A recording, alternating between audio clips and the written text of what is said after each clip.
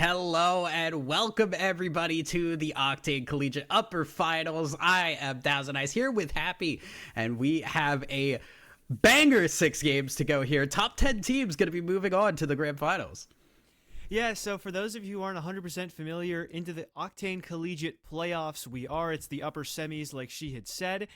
We've got 20 teams coming in, and as you can see on this graphic, in case it wasn't clear with how Thousand Eyes had said it, the 10 best teams in this lobby will be going on to the stage finals. That's next Sunday, not tomorrow. Tomorrow, we'll be doing the lower semi-finals. 2 different lobbies. The top 10 teams of both of those, or top 5 teams. I don't know. It doesn't say. So there we go. Top 5 from both lobby, and then the bottom 10 from the upper finals. There we go. That took too long. We'll both be moving on to the lower finals. That'll be a week from today. The top 10 teams from that join the top 10 teams from the upper finals. And so, once all of that is done, we'll get on to the grand finals. It's this weekend and next weekend, finally making up for the lack of streams that we've had, or haven't had rather, during the season. And very excited to see how this one shapes out because, well, plenty of solid teams through the season so far. Absolutely. Taking a look at our leaderboard right now, we kind of said just before we got on here, like some of the teams we're looking at, UQTR Black is definitely one of them, has some recognizable names. A couple of recognizable names that are on this leaderboard. Yeah, GCU Purple in first after the main season, Southern Miss just behind them, UQTR in third like we were talking about. That's got Riley and Cobra, both of North American ALGS Pro League fame. Southern Miss also has Thales, who I don't remember if he's been in Pro League or not, but he's a very high-level player all the same. Yeah. A lot of very high-level talent in the lobby. And then, of course, even just outside of the high-level talent we know, people who've been playing together for years and years. So that chemistry really going to help out. You maybe see some names that you've never seen before, but trust me when I say, just because you haven't heard of a name before does not mean it's not someone to be scared of. Exactly. I mean, we're in upper finals, right? Like, the teams are here for a reason, and it's because they are good. When you are looking at the talent that we already know exists, anybody who is here is comparable for sure. We are going to be running 3 World's Edge games, 3 Storm Point games, as is tradition, and I'm very excited because our current meta is definitely a wild one. This is with Newcastle buffs. This is with the lifeline changes that went through.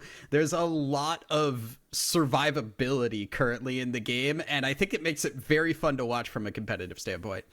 Yeah, it's a really cool time to switch into the playoffs because the whole season was played on a different patch. They only had a few days to get used to the new patch, and so you're not only just going to see who's adapted the quickest, but it really does highlight a skill in teams that maybe a full season on the same patch doesn't highlight, and who's able to pick up on the new stuff the fastest, who has that natural ability to dictate what's going to be done going forward rather than just looking at what everybody else does and doing the tried and true, let's see what TSM is running and then just copy their team comp. You're not going to have the chance to do that yet. So really excited to see how some new teams come in. But like you were talking about, probably a lot of survivability and a lot of support legends compared to what we've seen in the past. Absolutely. I expect a Newcastle on every team. If you are not running Newcastle, I'm going to have a very stern talk with you because I think that character is obscenely powerful at the moment. We are getting on to Storm Point here, and everybody getting along the way. No fights early on. I expect maybe some action in that southeastern area, and we'll see where the ring is going to take us here, because Storm Point does get a little bit jank in terms of if you got to rotate far, you got to move fast. Yeah, a lot of ground to cover. Maybe not so much time to cover said ground, but in terms of the early goings, like you had said, not a terrible amount of action, and only 19 squads in the lobby today as opposed to the typical 20. And so far, well, we don't have an awful lot to go off of in terms of where this first ring is going to go, because from what we can see right now, it's just kind of staying into the middle of the map. So some of those central teams towards Cascade Falls, maybe not going to have an awful lot to rotate towards, and those lightning rod teams like we're watching right now with the ISU Farmers, a team who has won Octane Collegiate before, they're going to have to do quite a lot of rotating, but obviously, you're going lightning rod. You knew there was a pretty good chance that was going to happen. Yeah, it's going to be interesting, too, because the middle rings are exactly where it gets interesting in terms of, like, how well do you know your ring pools, right? Like, if it is in the central area, it does not give a very strong indication of where it's going to pull, and it's those minute changes, the little bits of where the ring is leaning, and that experience combined that really does give you the upper hand, especially if you are a team that likes to play zone. I think a lot of the current meta compositions are compositions that want to play zone, right? You're looking at, we're seeing Gibby and Newcastle. The only thing that's helping you rotate there is a Catalyst, which is not the greatest in terms of trying to rotate. Yeah, you kind of just have that ultimate. We've got some other teams who are still sticking to the Bangalore, like Sniper Club with his guys, and still sticking that bang is going to give you some more rotational capability, and coming from Stormcatcher, you may need to use that later. UHE Varsity bring in the Caustic, and so still plenty of different interpretations on the new meta and how it's going to play out. Do we want to try and bring in that Pathfinder that was just recently starting to see more and more picks towards the Split 2 playoffs, a character that you haven't seen picked by many teams until the past few months, really, and keep that rotational capability? Or do we want to try and lean into the support? No Newcastle, no Lifeline on this team. They're just sticking to the Gibby on UHE Varsity. Yeah, I'm curious why there is no Newcastle. I do think Gibby is very good. For those who don't know, Gibby got his dome cooldown halved. So he just has that very, very frequently now. The Caustic is interesting. This is a team that does scream to me, we want to get to zone early and fast. But the question really does become, can they get out of this area that they're in? In this southeast corner of Stormpoint, a lot of these teams converge. You can see Echo HQ kind of pinned behind a lot of other POIs and can get itself in a lot of trouble trying to rotate out early. Well, I'll tell you what, if they are trying to get to zone as quickly as possible, they've got a pretty nice pull to do it. Not directly getting on top of Echo HQ, but pulling up towards the pylon. The southern bit of the zone, or at least zone number 2, is just barely touching the bottom side of the pylon. They've got that full pylon enclosed in it, but there aren't an awful lot of rings that pull into the pylon itself, so thinking this one might be bait, one of those bait rings where you get everybody to go to a POI and then it pulls just outside of it. So some of those late rotate teams could certainly have a chance here, but for now we're seeing a lot of teams get into the pylon itself, and it's UNCW Ocean, a team that had a phenomenal performance in the semi-final, winning the semi-final B. Well, they've got a good starting spot here as they take the top of the center pylon. Yeah, I mean, it is very easy to play out of pylon. I think a lot of teams, as you can see, making the rotate over to launch pad, which I absolutely can see being a possibility. Okay, we got to talk about the Spitfire. That was going crazy, saving Jay. Already forcing out cooldowns here, and CSUF Blue are keeping pressure on these rotates through barometer. This is where those teams that don't have those rotational skills do struggle here, and the Gibby already going down is a problem for them. Yeah, big knockdown for Kato. That could possibly give his team a way in. Crimson Monkey not quite able to get the response. And so, truthfully, is going to get picked back up. That new support ability, actually not picked up by a support, so he won't be at full HP yet. Has to Phoenix himself back up, but his teammates are winning the fight just fine outside. And as UH0 is going to go down first, it looks like CSUF Blue should have a pretty simple win in the fight, as they've already knocked down 2 members of LBSU, hunting down the third. And the Pathfinder grapple to try and secure the kill. Truthfully, already on the hunt. Incredibly low is that last player. And it looks like it is a Gibby on the other side as well.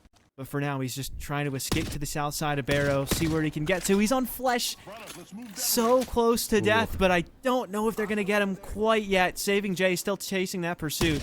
But other teams in the vicinity, so you can't tunnel vision too badly. Missed KP, it looks like. And yeah, they're just going to have to give up on that.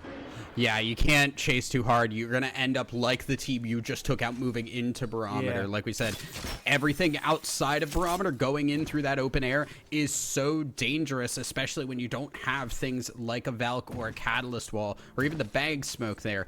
When you are limited in that capability, you're going to see those problems, and you don't want to put yourself in the same position you put somebody else in. So I think the correct call for CSUF Blue to back off. They need to get in the ring because a lot of teams are moving into that ring area here. One of them being UFC Exodus. Oh no, they're challenging Ocean up top, and it's actually going pretty well.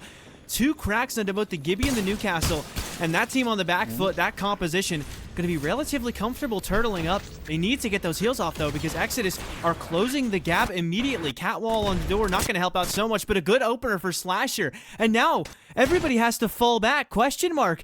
Absolutely dumpster, just like Mackerson before him, and it has to be Meadsy. but it's Meadsley's call to back off, wants to keep the team up, because that push for UFC Exodus did not go as planned, and the Rampart needs to pull off a miracle or somehow get the teammates back up. It looks like UNCW Ocean, though, giving them some space to recover. So I think UFC might end up just fine, but that was not a great fight.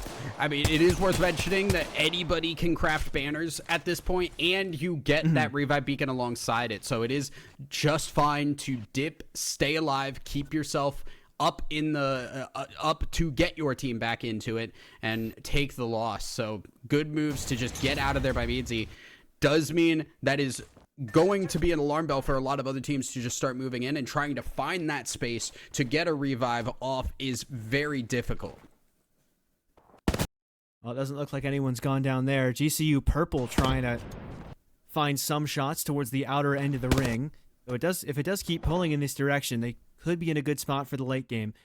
That's GCU Purple, the #1 team coming out of the regular season, still finding their way in to the upper semifinals, fortunately. Or the upper finals, as they got that automatic invite. The top 10 teams through the regular season automatically invited here.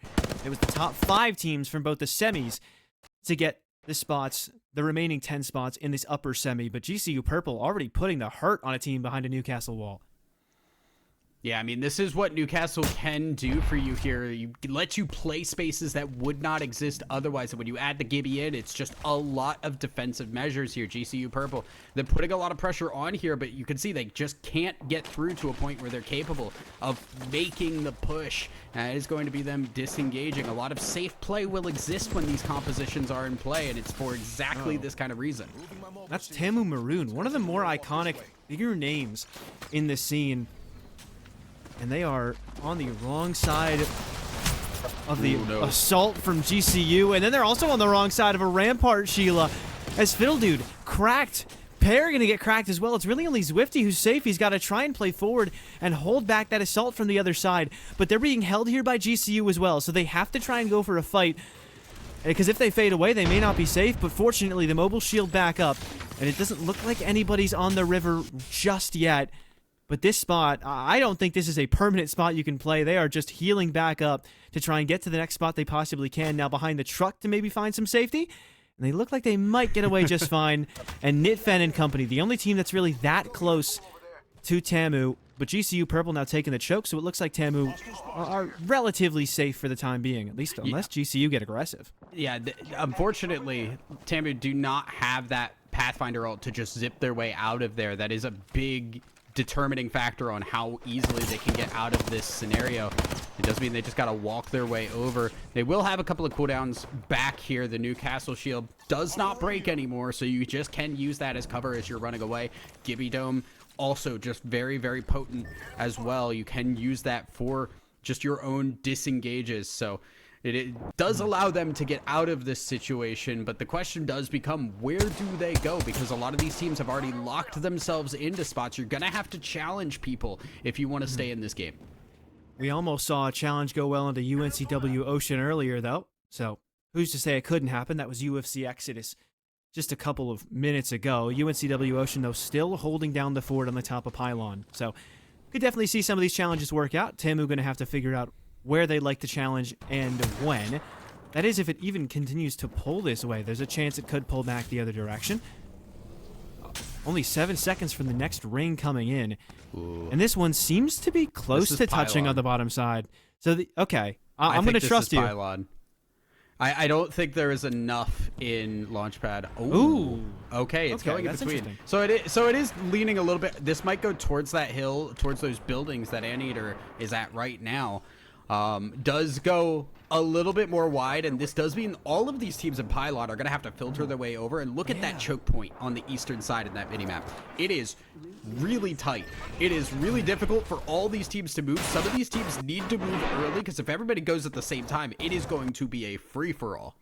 Yeah, and they know they're maybe not going to be in the best spot, so you can already see teams like UFC Exodus kind of looking a little bit more intently at the teams around them, checking up their neighbors to see if they could find any opportunities at engaging and getting an advantageous fight. UNCW Ocean were already teasing the possible rip of the evac tower from up top, and they're one of the few teams I think could safely evac because they're so high and in a spot where they won't get shot out too much, but even still, so many teams nearby could easily just stare at them if they rip it too early. And so it's about finding that perfect timing, but so many of these other teams, like you said, gonna have to rotate right next to each other all at the same time. And it's, again, just about finding that perfect timing to go. Not too early so that you're just easy pickings for the teams around you, but not too late so that you get caught by the teams already in solid spots and eaten up by the ring. The big thing here is that all of these teams on the eastern side can stay where they are. USM specifically, they have the buildings there. They might have to give a couple as teams start to rotate over, but the ring will allow them to play that out. I do think eventually they're going to have to move out of Pylon there, and that's going to get a little hairy. Tamu Maroon, as we can see right now, in a pretty solid position right now. Fiddle Dude already holding off on the side, allowing them a spot to just move into the ring as it starts to close here. Does give them a space to play. It is not incredibly great space, but it is space nonetheless. A Mirage coming out in the team fight against UCSD Gold. They spot someone on the low ground right below them, though. Zerosity goes down to Group T, but they go 1-for-1 immediately. Newcastle Wall pop to try and facilitate that revive, and this team's already inside the next ring, so they can safely revive without having to worry too much about going for a rotate. They can just kind of tuck behind this wall, and yeah, they've got plenty of heals. He's back. 16 cells on Habaneros, and they should look just fine. They're pushing the team in the corner now, but that's a lifeline squad. The first lifeline shield that I've seen this game is tucking a different team into the corner. This is so awkward, but it's like you were talking about. So much sustain, so much ability to sit right where you are with all of these shields on Newcastle lifeline, and this awkward fight just refusing to happen. They're maybe hoping to outlast other teams on the rotate, but the only one more squad gonna die. That was UNCW Ocean from the height, but great shots for Weenus, and I think they might get a clean sweep on this lifeline team in the corner. More good shots for him, but no finishes just yet for UCSD. They are gonna finish off RIT Black though, so good kills at least for them.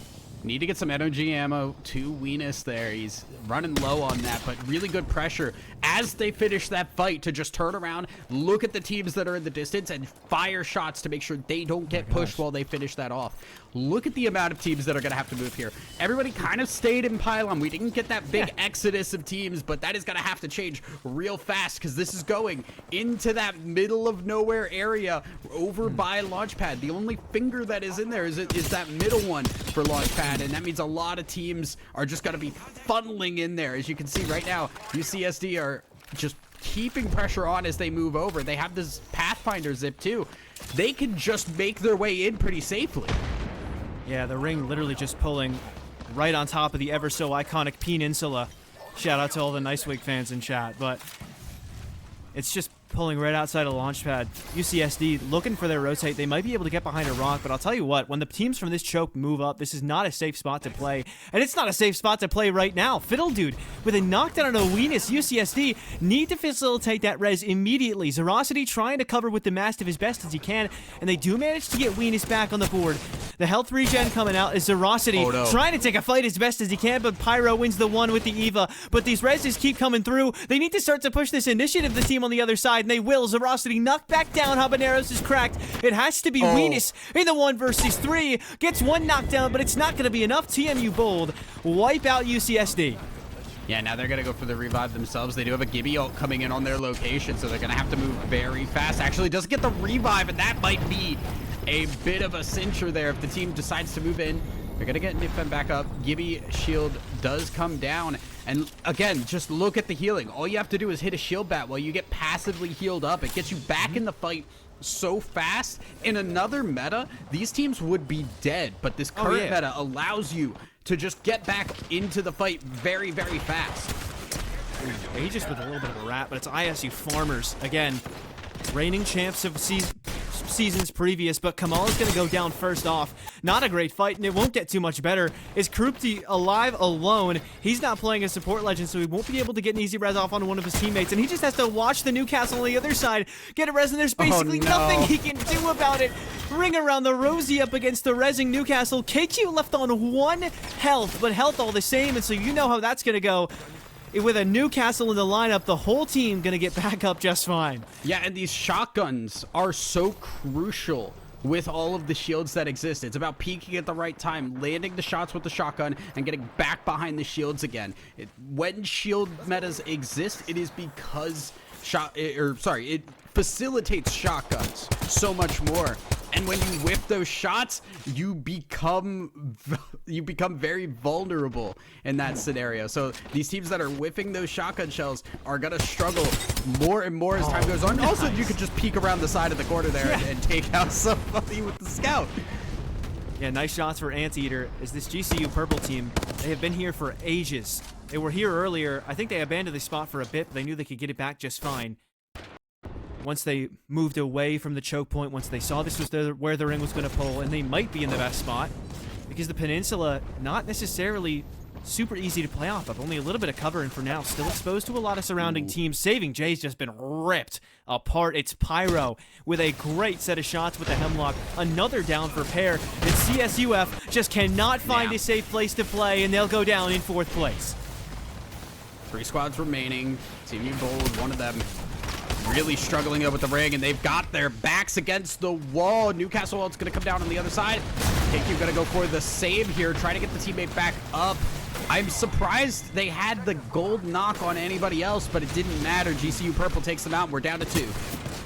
Well, final 3 versus 3, and a great way to start it off for Anteater. Another dome he's going to walk into, and the bubble fight so easy for Anteater. He found the inside of the bubble, so he's safe from the Gibby ult. He gets another one, and the last player left is on top of the rock. It's oh so easy. GCU Purple.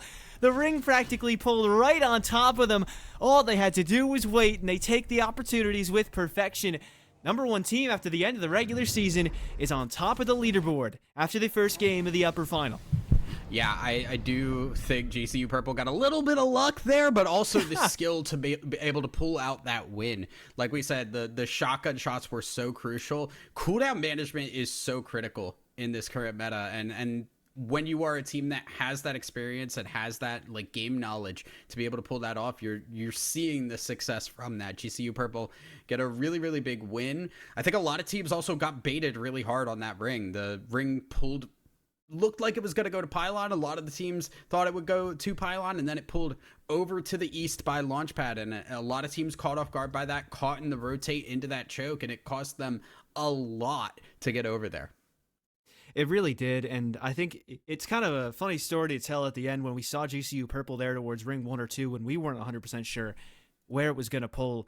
You thought it was going Pylon. I probably pretty much did as well, all things considered. So GCU Purple, having had that spot for so long, they went to the choke for a little bit, but then they knew that they just wanted to play for the late game. And there is something to be said about playing for the late game with these kinds of team compositions. You're coming in with all of your ults ready to go. You can pop the Newcastle wall, you can pop the Gibby ult, whereas other teams have to pop it to sustain themselves earlier on. The 1 or 2 teams who get into those best spots in this meta specifically seem to be at a very, very solid advantage. They can keep themselves up in those spots with the mobile shield, with the bubble shield, and then on top of that, you have all of your ults and your big guns ready to fire. Not really lacking on too much ammo because you could just kind of safely sit and observe and let everybody else take each other out. So I think GCU Purple really just showed how the current meta is going to be. You want to get to that best spot you can as soon as physically possible, like you always did before, but there were definitely some team comps that could favor, edge comps that build up the armor early, but it doesn't seem like we're looking at that through this series. No, yeah, and I think the other thing, too, to remember is that when Gibby is meta, it encourages more Gibby play. Because Gibby counters Gibby, it's right? Like the ult comes down from Gibby, you throw down your Gibby dome and you survive it. So when Gibby is strong, more Gibby is played. There's a couple of legends, like you said. Caustic is another example of that, where it's just like you got to pick the legend if he's strong because everybody else is running it, and you have the tools then to actually beat that out. So I think a lot of teams definitely want to try to get themselves into a spot where they can hold zone and work off of that Gibby dome as best as possible. Yeah, and it really does work out well in that case for GCU Purple. Fortunately, we can't really be like, oh, that it's a team that's, they're Gibby merchants, they're new meta merchants, because they were already in first place after the regular season ended. So it's really nice to see that the teams that were looking good in the last meta, at least the number 1 team that looked great in the last meta, still carrying that over here. I know that I saw Tamu Maroon and ISU Farmers as well, pretty far up the scoreboard. Saw them alive for a decent amount of time. Can't guarantee how far they made it, but again, more of those teams that were finishing pretty consistently towards the top of leaderboards, with ISU Farmers in 4th at the end of the regular season and Tamu in 6th. Yeah, again, These are teams that we know are good, and they're adapting well to the new meta. Haven't seen an awful lot from teams like Southern Miss, UQTR, and Hawaii Varsity just yet, but I'm sure that we'll start to see some of these teams come to life. We're only one game in after all, so there's only so much you can say. Yeah, I want to see if we can get over to our standings here to take a look, because GCU Purple with a 22-point game, 10 kills. TMU Bold also had 10 kills in that game, so they would have absolutely taken that first place over if they had been able to win that final fight. CSUF Blue getting 14, TAMU Maroon 13 there, and things filter out from that point onwards. But definitely a strong start for GCU Purple, but there's a couple of teams sitting on the trail there waiting for their moment to strike, maybe in a second game. And look at the team comps for the top 4 teams. The exact same composition of Gibby, Newcastle, and Pathfinder. So in spite of it being less than a week into the new season, people are already navigating themselves incredibly efficiently, and they found what they think is the peak comp. All that survivability, and like we had touched on, some of those earlier teams playing so heavily into some survivability, maybe not having that rotation capability. You've got that with the path zips, as well as just some mobility in a micro sense of trying to get away from fights, because in this kind of a meta with Gibby and Newcastle both being popular, they both make it very easy to kind of disengage with the shields, with the Newcastle res, and so Pathfinder can synergize well with that. Pop the zip, and you're able to get out of a fight really quickly. We saw a lot of fights like that were either dragged out or stopped midway through. There was the engage from UFC Exodus up top pylon. There was that one fight we were watching, I think it was UCSD, over by the cannon, that they felt like they were fighting that one team, I think it was RIT, for ages, because Lifeline, Newcastle, Gibraltar, like that's the kind of meta we're in. And I think it's really cool that Pathfinder does synergize quite well with that. And so a lot of that is going to be what dictates what teams are running into the future. And I think we were talking about this before the game too. It's kind of like a fun meta. So you're not going to see many teams dictate from it or differentiate from it, because people don't mind playing it. It's still pretty new and fresh. Well, I've heard conflicting things. Okay. And I've heard some people not like it just because it does bring so much survivability, right? Like we talked about the revives. We haven't even been able to talk about how supports get double the amount of heals from small heals. So Gibby getting picked up by a Newcastle gets 2 shields per shield cell, which is pretty crazy good. There's the fact that everybody can craft banners, and you get the beacon at the same time. So there's a lot of things that are encouraging survivability on top of the legends themselves that are strong. So it's very tough to finish off teams, and it's very tough to actually get like, oh, we got a knock, now's our chance to move. You have to play really, really patient. It becomes a lot more about poke, and it becomes a lot more about utilizing those cooldowns effectively, which we've seen differing levels of success so far. Well, still plenty of opportunities to get things to go. Might be awkward timing, but we are going to cut it to a break really quick. Need to figure out some things on the production end, and we'll be back as soon as we possibly can with game number 2.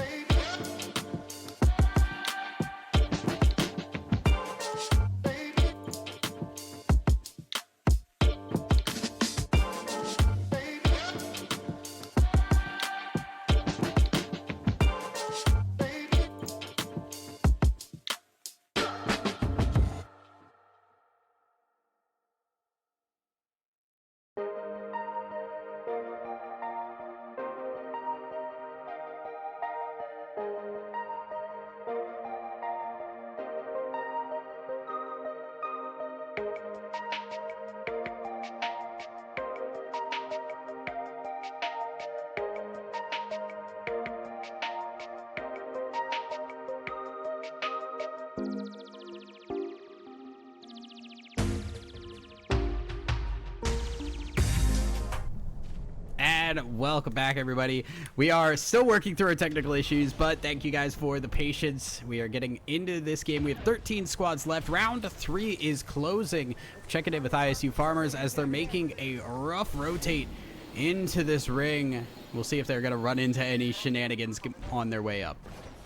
Yeah, ISU Farmers currently sat in 8th place. They are former defending champions of Octane Collegiate. I can't remember if they won the last split or the one before it, but regardless, they have experience in some high-pressure situations like this.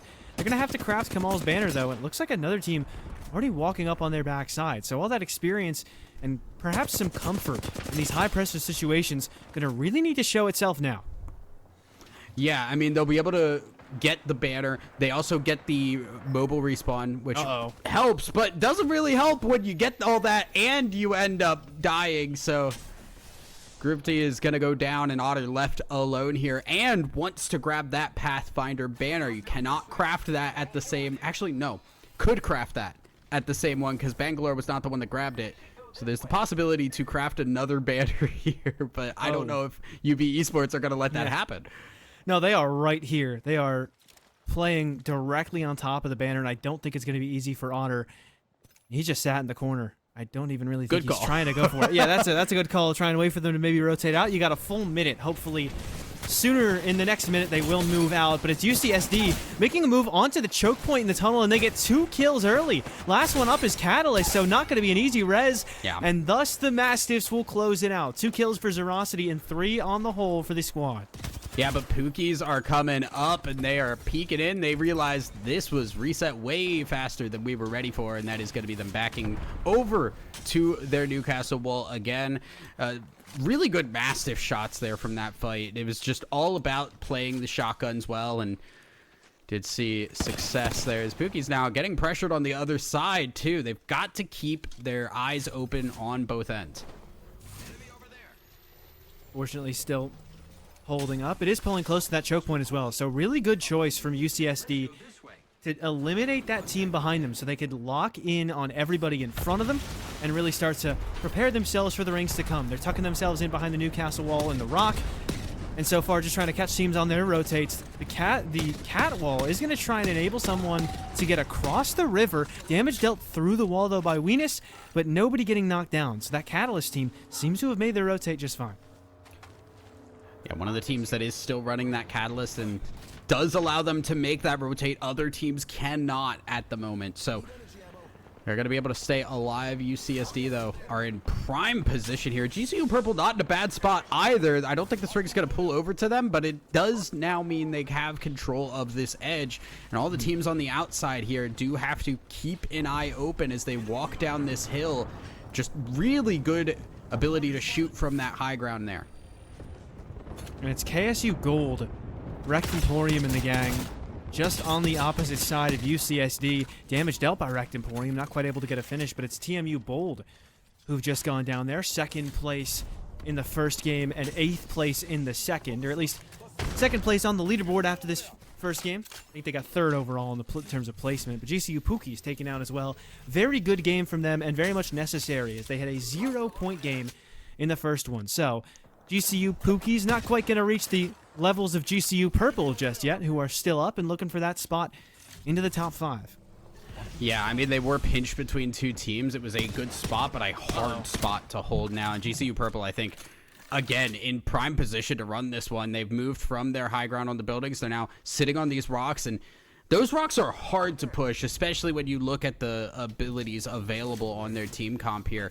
They can just kind of sit here. All these other teams are stuck on the edge. KSU Gold, one of them, and they have a team right next to them that they got to keep their eyes on because they move a little bit and they are going to get open fired from multiple directions.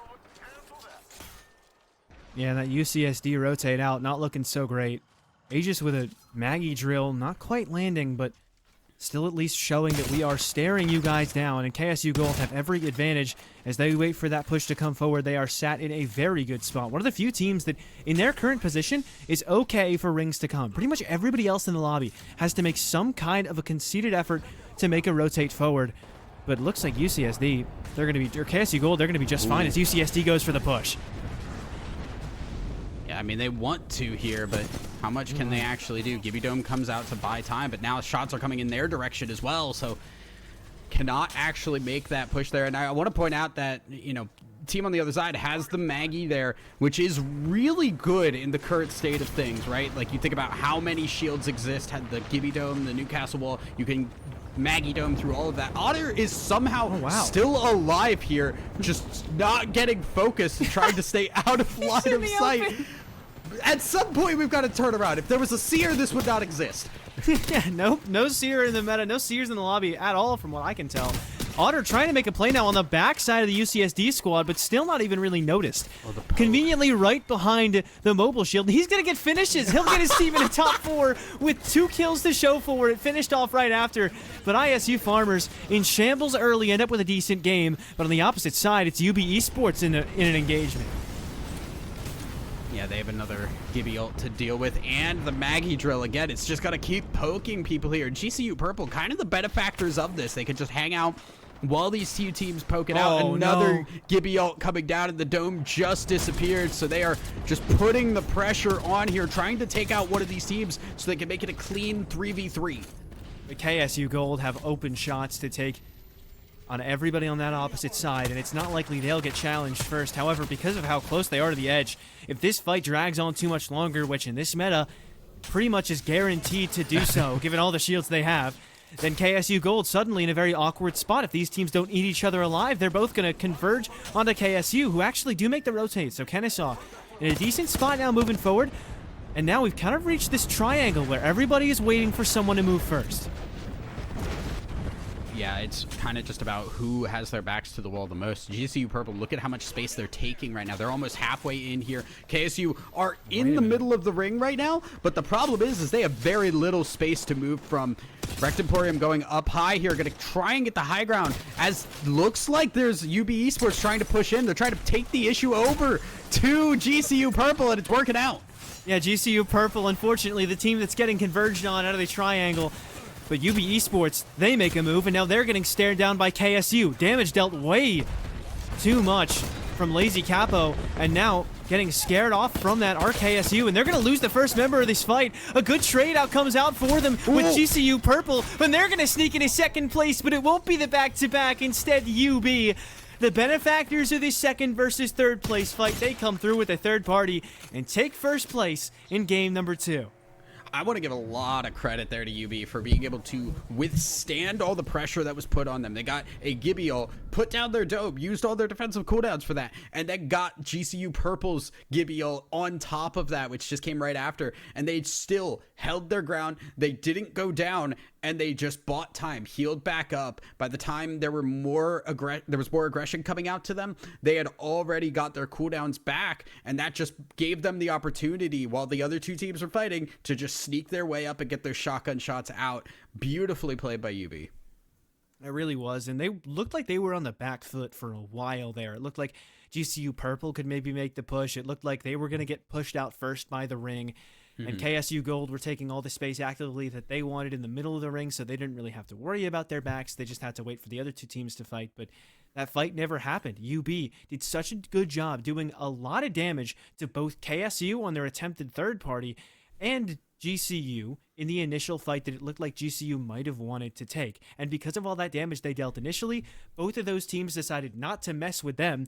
However, because of how little space was left, they kind of just ended up walking into each other. And then it ended up being a free win for UB. So maybe not in the best spot going into that position, but they played it just so well individually in those gunfights that they ended up forcing themselves to be in the best spot by scaring everybody else off.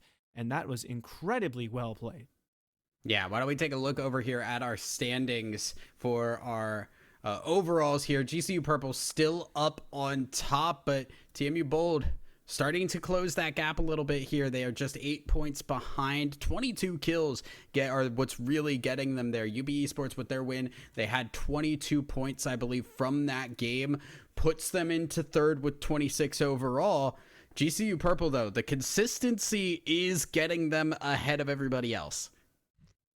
Yeah, they've got 2 games in a row where they were top 2. They won game 1. Last game didn't seem like they caught as many kills as they did in game 1, but really nitpicky. 39 points by this point. After the 6 games, most teams won't even be at 39 points. There may be some extra points to go around because we're missing one team today, but I think GCU Purple is the first team where we can say they are looking very, very good to get towards the grand final. They only need maybe a couple more points to just get some insurance and lock that in for sure. But yeah, I seem to think they're in a good spot. Yeah, I mean, it's worth mentioning here. Number one is not what you're aiming for. The big thing is just getting above 10th. If you are 10th or above, you are going to finals right now. So the bubble does sit a lot lower, and it's only 7 points. So really, anybody is capable of getting themselves to that relevant point where they move on to the grand finals. But GCU Purple definitely seem to have locked that pretty much already in these first 2 games. Yeah, and only 2 games in, so you can afford to have 1 or 2 missteps early on. But some of the teams towards the bottom of that leaderboard, right? I'm looking at UHE Varsity, a team that was top 10 through the regular season. It seems like they're struggling to adapt to the current meta because you got to lock in now. 0 points through the first 2 games, and there were a number of other teams that I just didn't quite catch the names of 100% that are all stuck on 1 point. Same goes for them. 2 games in, it's fine if you had a rough start. Maybe you're more of a World's Edge team or just feeling better on World's Edge today. But this is the game where you really need to get something on the board. Otherwise, it's starting to feel like you might need like 10 or so points per game in the last 3, which isn't something that you can count on. So the unlucky games, they got to stop right now. Definitely do, as we're seeing all our teams loot themselves up. We'll see where their rig is going to take us here. It's going to take us a little bit more north. This one does, I think, go a little bit more towards Wall. The little no-name building that is down to the southeast of Wall is a possibility for the end on this one. GCU Purple, though, I honestly really am impressed with their ability. We have always seen them in zone pretty consistently early on, and they're doing that from Devastated Coast, which is not always an easy feat. Ooh, early contact much earlier than previous games. ISU Farmers seemingly on the wrong side of an aggressive Mirage. They themselves have the Mirage too. Sends a decoy forward just to try and make it a little bit awkward for the team on the wrong side, but 2 shields already cracked, so they may need to fall off and try and heal up a little bit. That Mirage, the only support legend they have in the team comp this time, and Group T taken very low.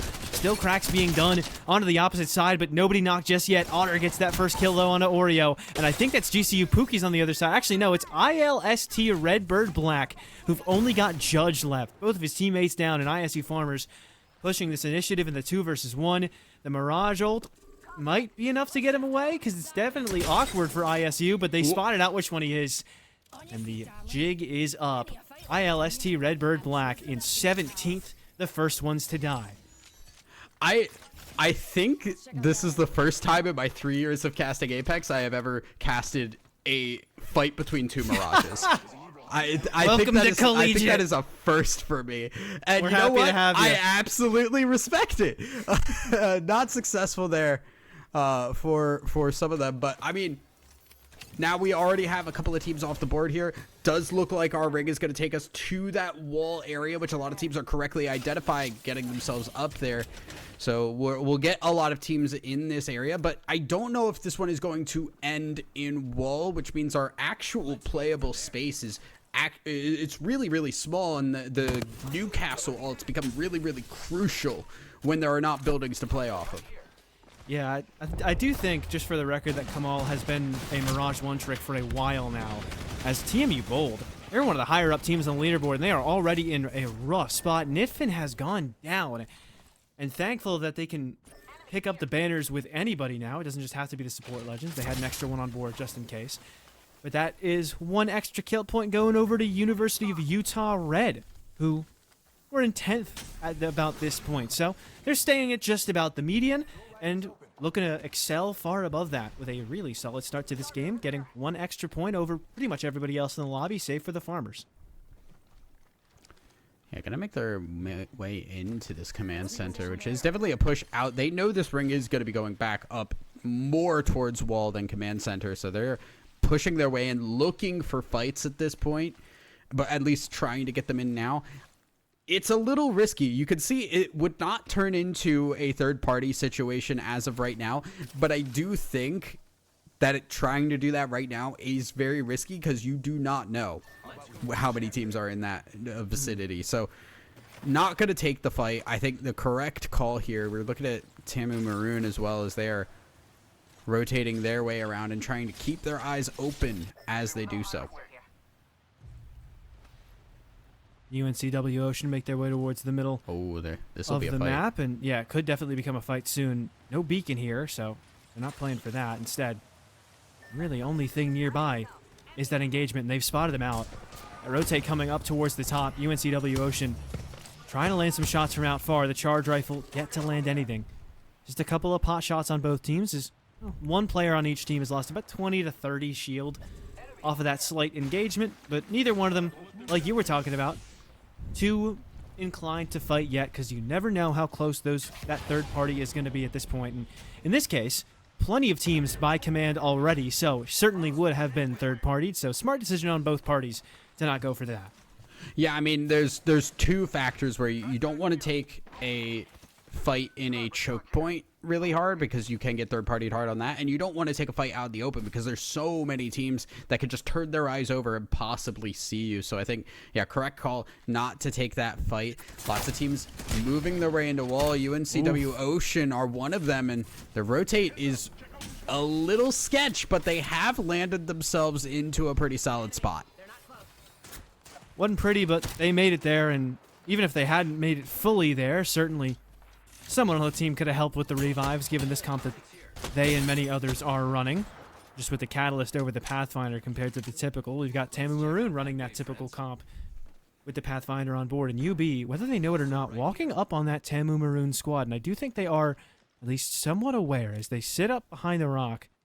This isn't necessarily the easiest spot to play out of. So they elect to fall off, and I think they might be taking the long way to try to get to the wall. And maybe get to the inside of wall. No, not even. They're ratting here, waiting for someone else to walk up on them from the choke.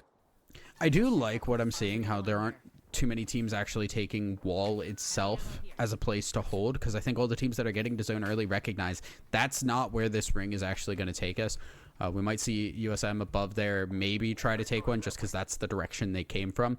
But nobody who has walked from the south here has gone up further into wall, which I think is the correct call. Right now, UH0 are trying to poke their way around here. They're looking out from Stormcatcher. They are going to have to make a move because it is a lot of pressure. GCU Purple, we're kind of seeing them get a little bit aggressed upon here, and they're going to have to rotate through ring if they want to get into this next spot a little safer. Plenty comfy doing that. ISU Farmers towards the top of the map, also rotating into the ring. Group T hopefully going to be able to make it. Popping a Ringe, I don't know if that's too late. Just barely gets it off as the whole team going to sneak into the caves and take up that spot for the future.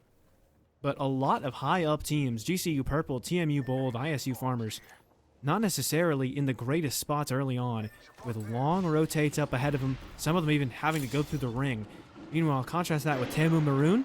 Pretty comfortable where they are, but seems to still be pulling a little bit north of this spot. And even if it doesn't pull right on them, plenty of opportunities to get some good poke. Yeah, KSU Gold are one of the teams, I think, in one of the stronger spots of this ring. I think the only one that's really stronger here is Tamu Maroon, which is further up than them. And I also like the further northeast spot. I see a lot of rings end up in there. Lots of action going on above Tamu Maroon. Don't want to see them push on this. I don't think that's the right call, but they probably want to poke and see if they can steal away a couple of kills. They are. It does look like they are going to go for the push. Ooh. The bang ult coming in as soon as they decide to hit the zip, and they think they could maybe catch someone trying to reset. Fiddledew jumps into two different bang missiles, though.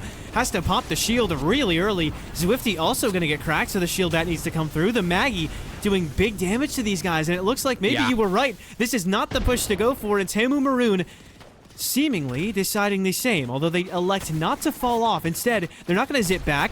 Fiddledude's going to die for it, though. Zwifty very low as well. Pear getting targeted out by everybody now that he's trying to pop the res, and I don't think they're going to be allowed to live very long.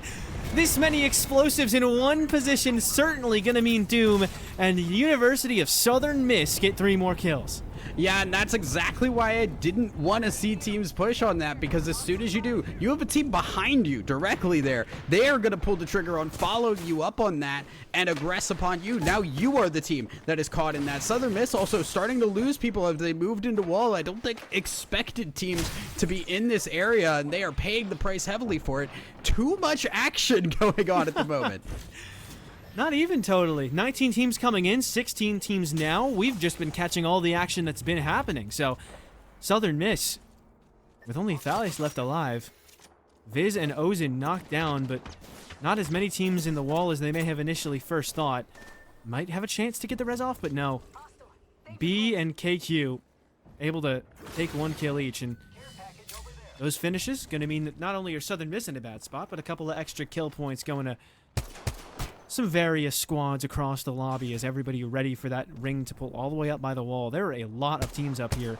This would be a devious time for the ring to do ring 3 things and pull the opposite direction. Right. I'm gonna make a call here. I think it is going to Lil Baka, the red team up there. Okay. Don't know which team exactly that is, because I'm not keeping track of which team I think that's Pookie's.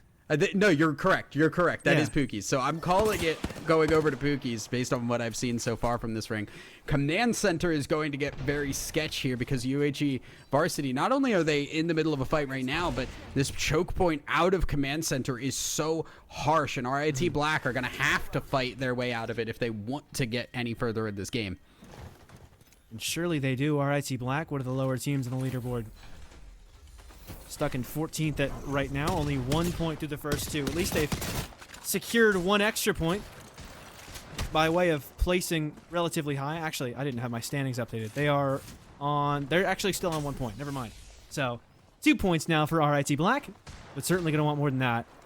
And that command choke point, like you talked about, going to be tough. Another choke point that's tough, and it's GCU Purple, a team with, safe to say, at least a couple more points than RIT Black have by this point in the game, fighting against UB, so shades of the end ring from last game in this initial 3v3, and pressure being put on UB very fast by that Bangle, and here comes the push.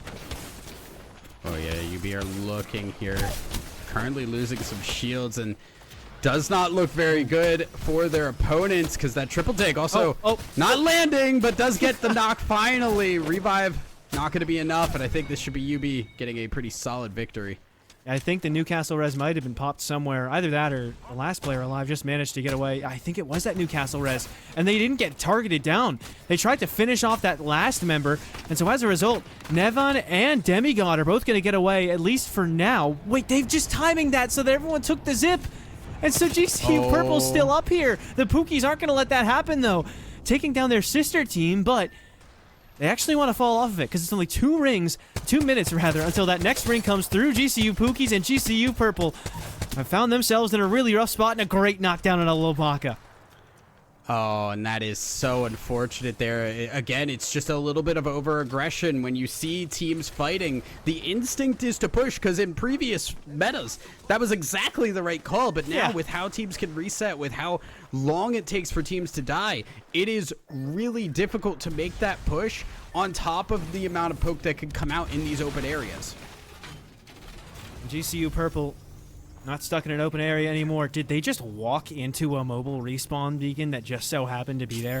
I think they spawned that. I think they spawned that. Okay, I didn't think they had been there long enough to spawn really that. fast. No, it spawns really fast now. Okay, well, fair enough. They get in the res off anyways, and GCU Purple, the plot armor of today, 39 points already, and able to somehow make their way out of that horrible situation up by the choke.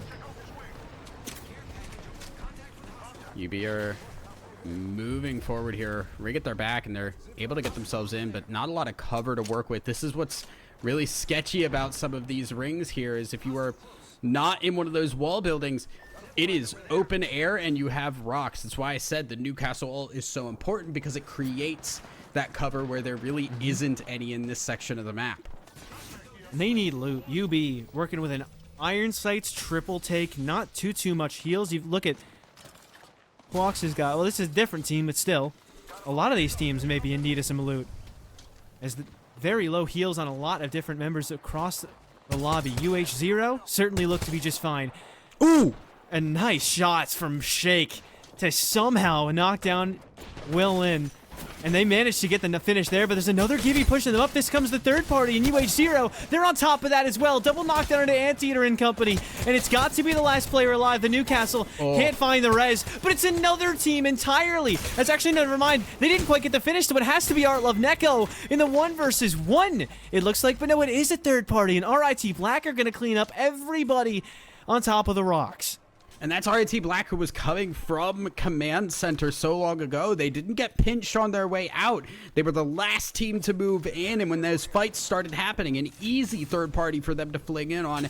And they have full red shields. You look at teams like TMU Bold, who have been here for so long. They still have 2 blue shields. There is a severe disadvantage on a lot of these teams compared to RIT Black. And it continues to pull towards the wall. All these teams up top making it out evident why Southern Miss wanted so badly to get into the wall, because it just continues to go north. And now at this point, ring number 4 pretty much only going to enclose space within the wall, a slight area at that southern end that teams can fight for, and it looks like a lot of teams fighting for it right now. It's everybody making their last-ditch effort to get into wall, because again, I think a lot of teams didn't expect this ring to pull up this direction, and it has cost them a lot. Because man, yeah, KSU Gold, one of those teams paying the price a little bit here. Wrecked, the last one alive, does slide away, but the question is, where do you go from here? You can hide out in this tunnel, but UU Red are on the other side of it, just waiting. So many teams in the wall, though, means that nobody feels comfortable enough to walk out and try and get that solo kill, because you could be sacrificing your entire game for that. Everyone is looking around, eagerly awaiting the opportunity to get some poke, get a knockdown maybe, evo your shields even further. That's specifically the case for GCU Pookies, who've made it this far, but are still only on all blue. So teams like this are going to be waiting eagerly for someone to make the mistake to overextend, and that's playing to the benefit of the last remaining member of KSU Gold. Maybe he'll be able to rat his team further, even beyond 7th place, get a couple extra points towards the end of this game. Yeah, it's interesting to look here at all the teams that have been sitting here for a while they are, you know, in zone pretty consistently. It's the problem is they don't have the shields to back up a fight here. So especially when you're seeing a person run in and you're not sure whether or not that's a full 3 party, that one person is lagging or whatever it might be. You see a person come in, yeah, like you said, you cannot be the one to pull the trigger on that, because it's going to cost you big time. RIT Black now getting naded out, and I don't know if I like this zip. Oh, the path gets up, though. Arctkip with a beautiful job to get up. And now they've got all the time in the world to shield back up. 4 bats on him, too, so he's certainly not one of the ones who's, you know, not so well off in terms of heals. I know plenty of teams that we saw earlier weren't, but he's going to be just fine. It's very risky to take that kind of a rotate. Luckily, I think the lifeline was kind of the cincher on that, did give them the heals as they moved around, because Doc does follow people now. And now that high ground coming in clutch as RIT Black are continuing pressure on. You can see a Newcastle res coming out as well. UU are looking for their opportunity to move out, but they know there is a team directly above them, so anybody going out is scary. And RIT Black can't push out because of that team below them in Utah. Because if they drop down, everyone from UU going to be staring them down immediately. So they just have to take some shots from the roof and hope it's good enough to finish somebody. Couple of cracks, but nobody finished off. As that fight on the low ground engaged in with the Gibraltar KSU Gold, that rat finally going to go down. So all that effort from Wrecked Emporium, unfortunately not able to get it too much further. But they have the perfect angle to look behind the Newcastle wall. And RIT Black, I think, are going to finish off Looney & Co. Yeah, it is just one member left alive there, and I don't see a world in which they are able to get themselves back up. I do believe that is the last member, and it is CSU LB Gold who go down. UFC Exodus are also holding ground down below. This is not where you usually see people hold, but these rampart walls are giving them some cover to work off of. We're going to pull very central here, so these teams that are in this building, things get a little interesting at this point, because RIT Black and the team below them are going to have to move out at the same time, which does create a little bit of fighting right out the gate there. If you can wait for the ring to force those teams out before you make a move yourself, you are putting yourself in an opportunity to be that third party for the fight. So much on the line for these last 5 teams. Other than TMU Bold, everybody else coming in was in 9th place or worse. So what I was talking about, where it's put up or shut up time for some of these teams in the last game of Storm Point, 4 of them took that to heart and are playing the lights out in this 3rd game. TMU Bold, though, the team that could play spoiler and make sure the rich keep getting richer, as they and GCU Purple would be leagues ahead of the rest of the lobby. But it looks like they might be getting sent on soon. Catwall out early for GCU Pookies, but they're not quite making a play off of it just yet. Yeah, I think they're just trying to cut off teams here while they try to move out, just so they only have to look one way. GCU Pookies are one of those teams with just blue shields here, which is not where you want to be at this moment in time, but you can see they are getting their push forward here, and they got out of their building, which is maybe not something we'll see from RAT Black and UU Red, who need to go now. UU Red, they do go. They leave, but only just barely. They have the catwall up to isolate the right side of the ring, but it's basically going to be stuck in the zone from this point on. Vertnate forward to try and take a fight against the other side, but the lifeline ring in the perfect spot to shut that down. Here comes B with a big damage dealt, but on the wrong side of all the shotguns are everybody on UU Red. So Sniper Club has to get away, but he can't go anywhere because the ring's just too small. TMU Bold have retaken the verticality, and though defense down, they can still play this pretty well. They're on the highest ground of anybody left, but they're about to get pushed out of it as the Rampart walls in the middle are going to make it very easy. And a great res. You're absolutely right for TMU. Yeah, huge for them. RAT Black now go down to 3 squads. The shields become important. Cooldown usage has been used by TMU Bold. They're going to have to make a play here. KQ, last one standing. GCU Pookie's going to eliminate everybody else, though. And it's Mackerson who needs to make it work, and he does! UFC Exodus. They didn't quite get what they wanted in game 1. They were a little lower on the leaderboard than they would have liked. But coming up, and that is a big play for them, exactly what they needed out of 9th place, and surely they'll be higher up on the leaderboard than that now. I mean, that is that Rampart team that we talked about in that very central area there that I said, if you wait and have all those other teams come out of the buildings, they're going to have to focus on each other. You just need to be the last team to move, and I think they had the prime opportunity to do that, and they executed perfectly on that, so they do get their victory. A very well-played game there. I think RAT Black had opportunity to take it. It was just unfortunate that they didn't get the opportunity to get in a clean 3v3 fight. They had to fight down below them, and as they did, all the other teams flew in to ruin their day with a very unfortunate ending for them.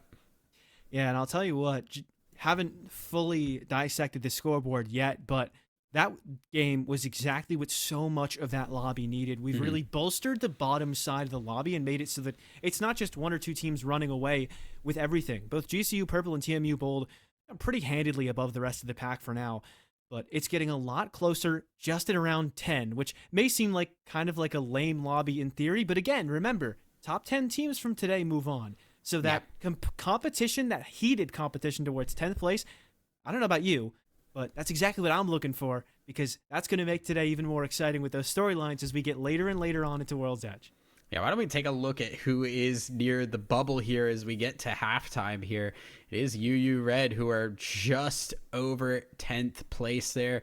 GCU Purple tied with TMU Bold for the top right now. I think 44 points is almost assuredly going to get you into that top 10. Would like to keep going because whoever gets first place gets first pick in the draft for drop spots. So there's something to play for there, but you're almost assuredly moving on to the finals off that. But with UCSD Esports Gold just 1 point away from 10th place, it is anybody's game. And just like we saw too with our previous game there, UFC Exodus, they were not doing well early. Now they've secured themselves a win and a solid position above a lot of other people.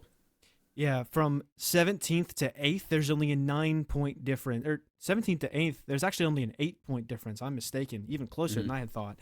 So as close as ever coming into the second half of the games. We're going to give everybody a break to just de-stress a little bit and take some time off to discuss that World's Edge strategy, but you better believe we'll be back and ready to go for the last 3 games of the day to decide who's going to go to the lower bracket and who moves on to the grand finals.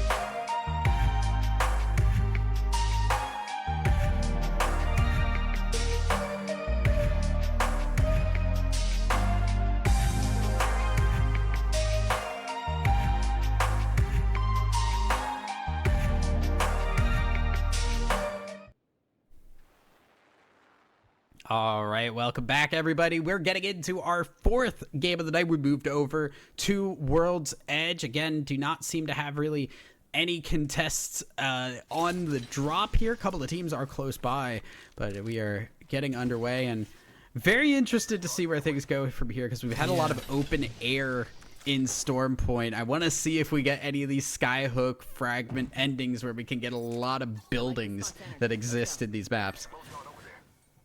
Yeah, like you said, the Newcastle walls were so crucial in so many zones towards the end in a lot of those last 3 games. So, really excited to see how it goes, World's Edge.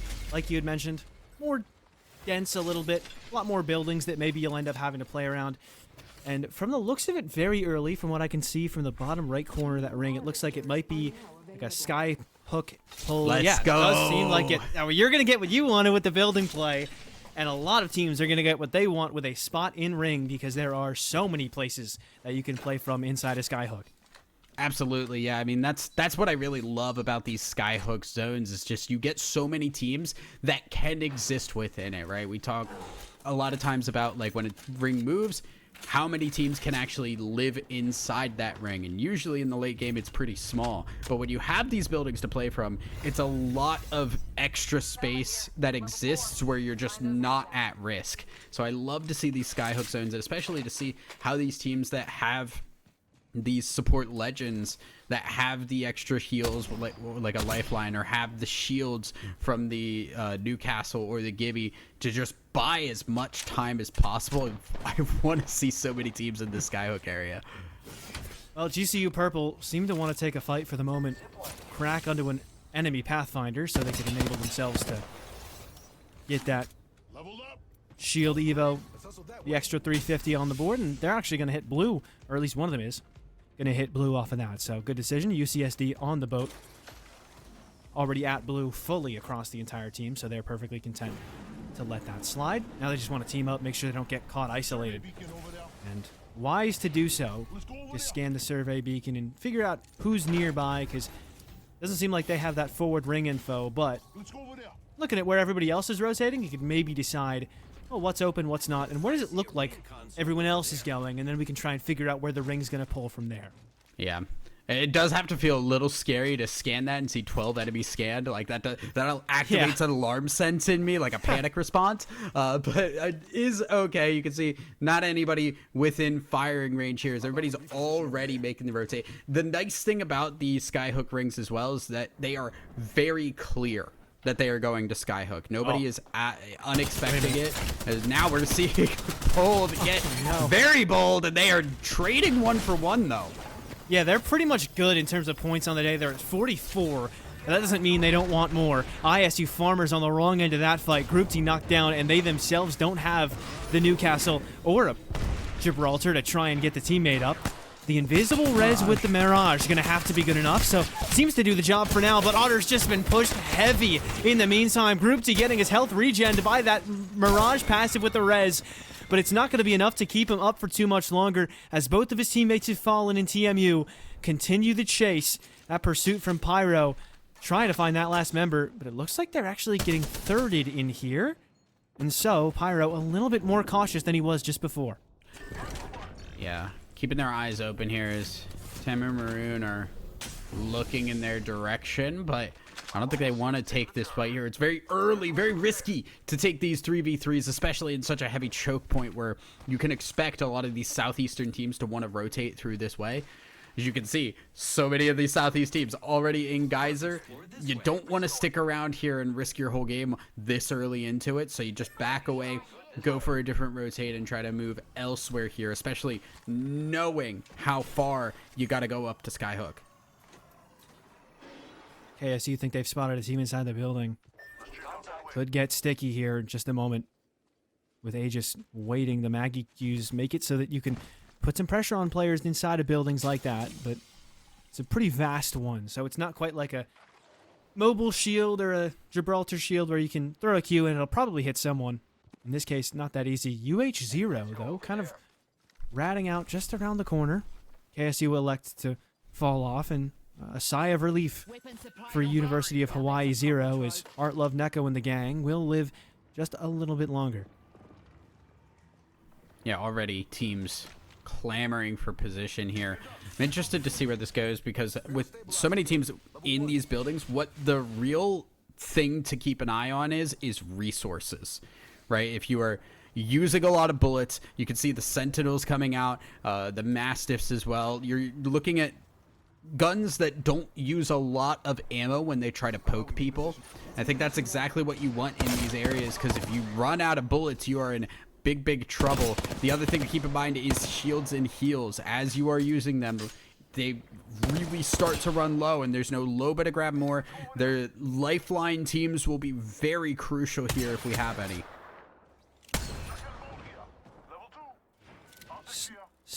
Hovering the right side with that little tab, I think we've got 3 lifeline teams. Ottawa Braves, ILST Redbird, and RIT Black, all towards the bottom half of the lobby. Even with RIT Black having that really good game last game, still not quite able to sneak into that top 10. Yeah, exactly. Still not able to sneak into the top 10 just yet.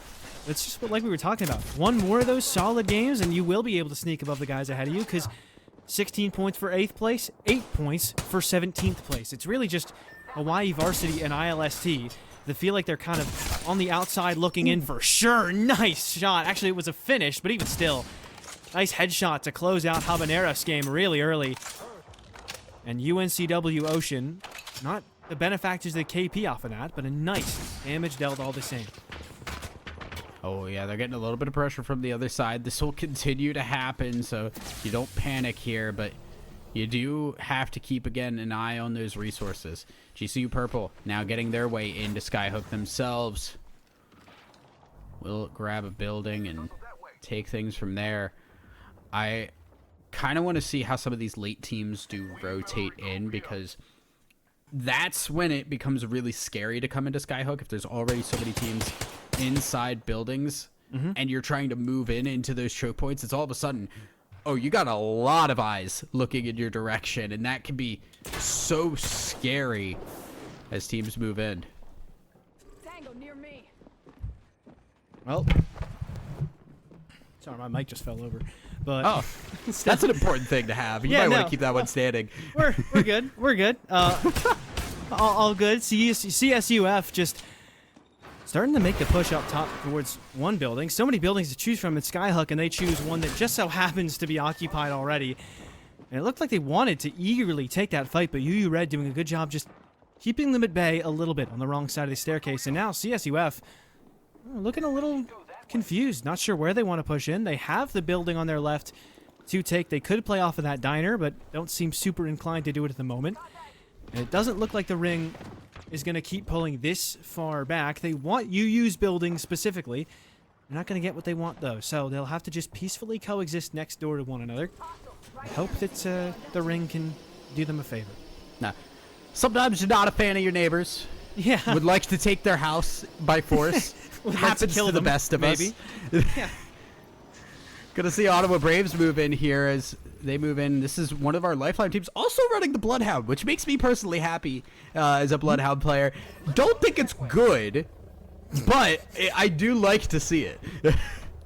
Yeah, that extra info going into fights, maybe a little bit of scans will be good. Hand. Oh yeah, for sure. Make no mistake, with all of these buildings, the scans will actually be pretty helpful. Yeah, if you were going to bring it in any situation for any kind of a zone, skyhook zone, probably one of the best to have it in, as UHE Varsity make their way up to the top of yet another building. Their neighbors at the moment with RIT Black, it would seem. And all of these teams just peacefully coexisting. By this point in the last few games, we would have had at least, I think, 2 or 3 teams dead, but we still have every single player alive except for one member of GCU Pookies. Other than that, all 19 teams and all 56 of the 57 players are still up.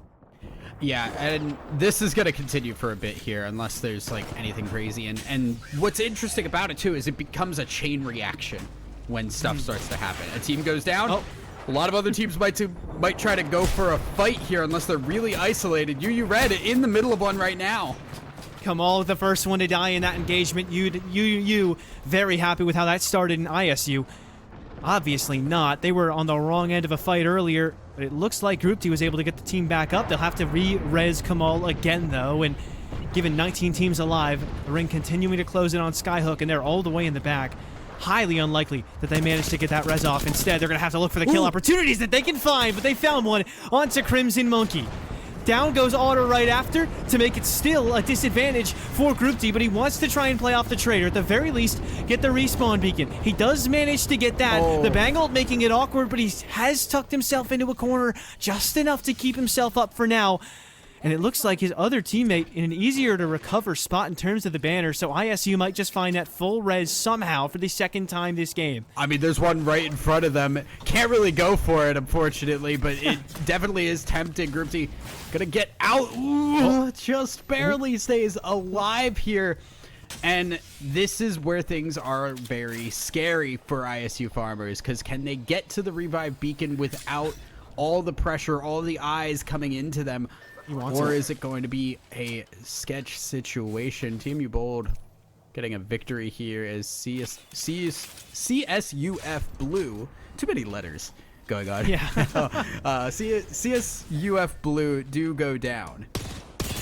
Yeah, CSULB, ILST, GC. It's just where's the a lot Z's? of acronyms. Where's the Q's? Right? Like, let's make use of the whole alphabet. Where would you go to college where that starts with a Z? Like these are real schools. I'm not sure where. Listen, they don't. Some of the school names are not named after places.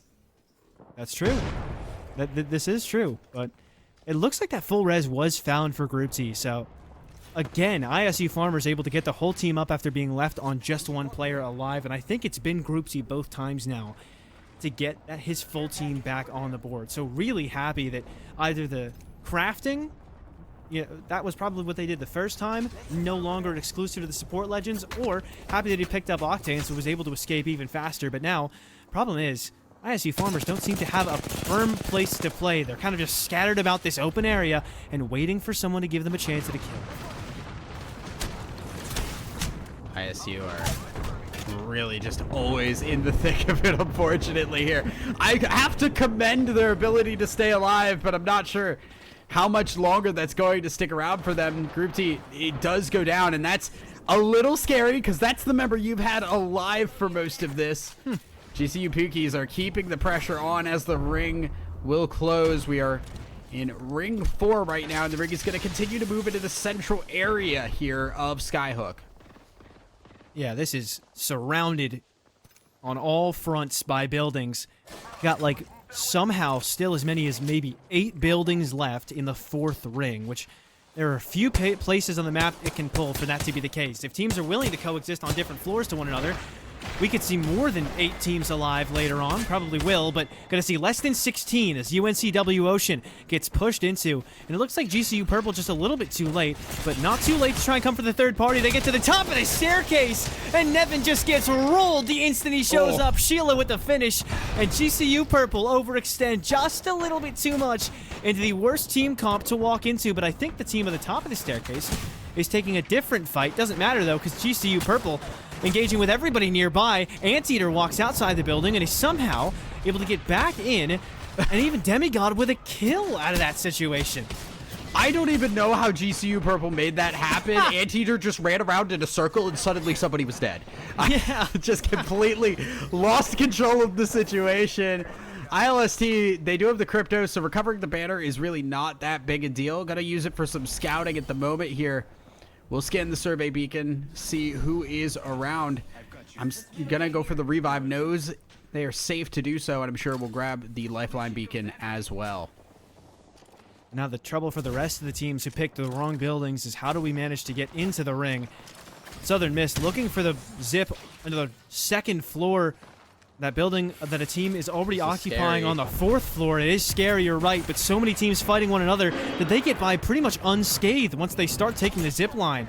Viz and Ozen low on shields, but seems to be just fine. Not the only zip line, though, and look at this. Ottawa Braves had so many zips to look at that they couldn't just pick one. Everyone gonna get a free rotate because they all chose to do it at the same exact time. That is, everybody but UH0 seems to be getting into the next ring just fine. They will go down in 13th. The rest of the lobby seems to be all right. I want to call out our previous team there that made that zip is crazy nade to crack there. Nice. But I want to call out that specifically the reason that zip worked was they had the Bangalore. They're one of the few teams still running that Bangalore. And that smoke was crucial there because it smoked out the team on height, allowed them to push forward without getting, without being risked of aggression as they moved forward. Unlucky day so far for ILST Redbird Black. They had 1 point coming in. They've got at least 1 point out of this game. They won't get into that top 10. They won't find their second point, at least not on placement. Maybe they killed someone along the way, but sad day for the ILST squad. Ottawa Braves in a pretty solid position as they have been all game long. But nobody on that central building, and Southern Miss are about to walk into the craziest surprise of the game. The diner building that is still in the ring is completely free. Sometimes you just need a little bit of luck. I think ISU Farmers, they've been a little down on their luck for a while. So they'll be happy to be able to get into a spot here. But definitely not feeling great here. Still down a member. UHE Varsity also not feeling great because every time they peek around a corner, there are bullets heading in their direction. You read another team as well that's on the other side of this main big hub in Skyhook. They're all going to have to move here alongside GCU Pookies. This is an exodus of teams that could be a problem here. UHE Varsity going to make the move very early, and I like that call. They avoid everybody moving at the same time. They're going to need that bubble to last long because they are the center of attention for the moment. Hopefully everyone's going to start to rotate. And I want to highlight 4 of the top 5 teams dead yet again. So a lot of these lower end teams going to get the boon and points they need this game. UHE Varsity specifically coming in last place. A big game for them if they can get too much further than this. But they are sat in the worst possible spot and they are getting hell rained down on them. Nobody down quite yet until Rain's going to be the first to fall. Kai 99 can't last too long. Nobody can. UHE Varsity, it seems the caster curse comes through because they won't get any further than 10th the instant I mention their name. I mean, that's a factor of them flying in and using that Gibby bubble immediately for the heals because they didn't have the Gibby bubble. Cool, we're going to throw down the Gibby ult and we're going to just make life difficult for you. Unfortunate for them. TMU Bold continuing their aggression here. They've been doing really well with that now. Also getting a little bit of action coming their way. Massive shots are not going to hit, and TMU Bold are chasing away this lone Octane. And Hubert Groupty, somehow he got rezzed again because he had died as well.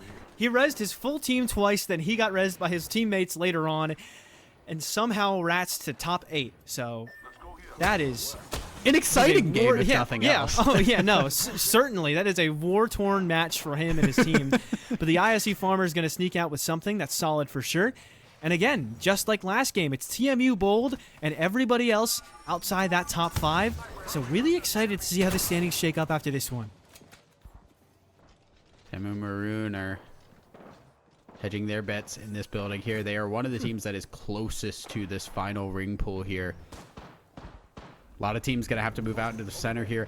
Any team that gets their cooldowns burned early, stuff like the Gibby bubble, like the Newcastle shield, like the wall from Newcastle, all of that becomes really, really crucial as the ring starts to close here. Because if you use that early, you now don't have that as teams start to push out. 7 teams in the last ring. Nitfen and the gang are going to have to move pretty soon. Diner building a heavy spot of emphasis, but nobody getting knocked down just yet, as everyone waiting for someone else to be the first one to move. There's nothing out in the center, and you do not want to be the first team to get into what will be the spot the ring ends, because if you do, then you'll end up just like Panda on the wrong end of a frag grenade that should be good to finish him off, and an extra kill point for TMU Bold, our first place squadron. See Pookie's feeling the pain right now, using the best of this Newcastle to move forward here. They do find a spot they can revive here. That is crucial for Pookie's. And we will get right back into the game, unfortunately. Spectate is a little funky at the moment, but GCU Pookie's still alive somehow. Wow. Ottawa Braves went down just before them, and TMU go down, and so they won't have the first place team hogging on the points. Pookie's still hanging on as UU Red are going to fall next. And Daddy, the only one left on the team who could possibly do anything about it. Heavily pushed by many members, though, and it's now Thales, the only one left on Southern Miss, who needs to try and make a play. Walks into one member of a three-man squadron, all still standing, one of them on red, though. And so it's not likely he'll get too much more. Just gets massacred in the middle of the ring, but TMU actually not fully standing. They've got to win a 2 versus 3 to try and sneak this game out, but Pair, the first one down, means it would have to be a 1v3, and they just don't have him in them. It's RIT Black winning game number 4, and I thought last game would get him further up the standings, but this one certainly will. They took that personally, it seems, as they didn't get it in the previous game. Do get it this time around, and I think played that really well. Just took things really slow, just kept waiting for teams to fight it out. Got their opportunity to move out last, and yeah, you walk in on a team that's already kind of bleeding out. You just have to walk up and finish the job. And that's just kind of what happened in that case. TMU Maroon in the wrong spot, already fragmented, and you can't really blame them, right? In that side of the ring, everyone had to move so early, and there were so many people staring you down that surely someone was going to get knocked in the process. And as good as Newcastle is at the moment, just so many teams around you, you're not really going to be able to get that res off so easily. We managed to see GCU Pookies get a res off, but even still, that only got them to like 4th place. Yeah. And so it just goes to show how hard it is if you weren't in the right building at the right time. Fortunately, RIT in the perfect spot, and surely going to jet up the scoreboard after that one. They weren't quite in the top 10, but certainly going to be there now.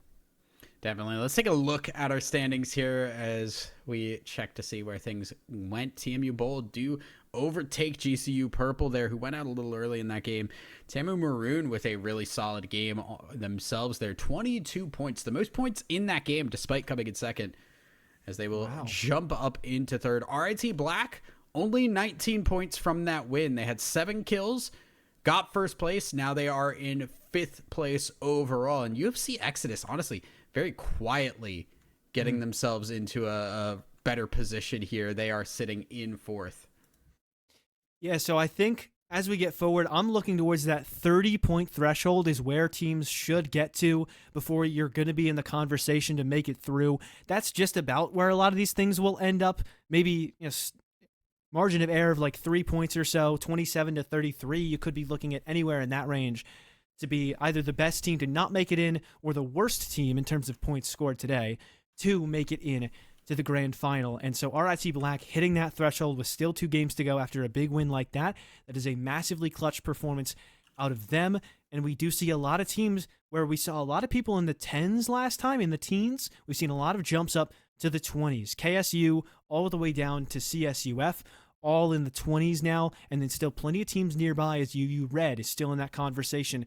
And I'll tell you what, a lot of the teams just below may look to be a little bit out of it, like beyond 15th place or beyond 16th place. A lot of those teams, you might not think they stand a chance, but one good game, a 12 points and a solid amount of KP, you could really see a big shake up. And so nobody out of it just yet. I mean, let's put it this way. We just saw TMU Maroon get 22 points in a game, right? Like, yeah, exactly. 10th place is 23. Nobody is at 0 points. Game like TMU Maroon's game just now will absolutely jettison you into the top 10. So nobody is out just yet, but we do only have 2 more games, so things do have to get moving here because you are running out of time fast if you want to lock a spot in finals. Nobody picking up Geyser in terms of the drop spots today.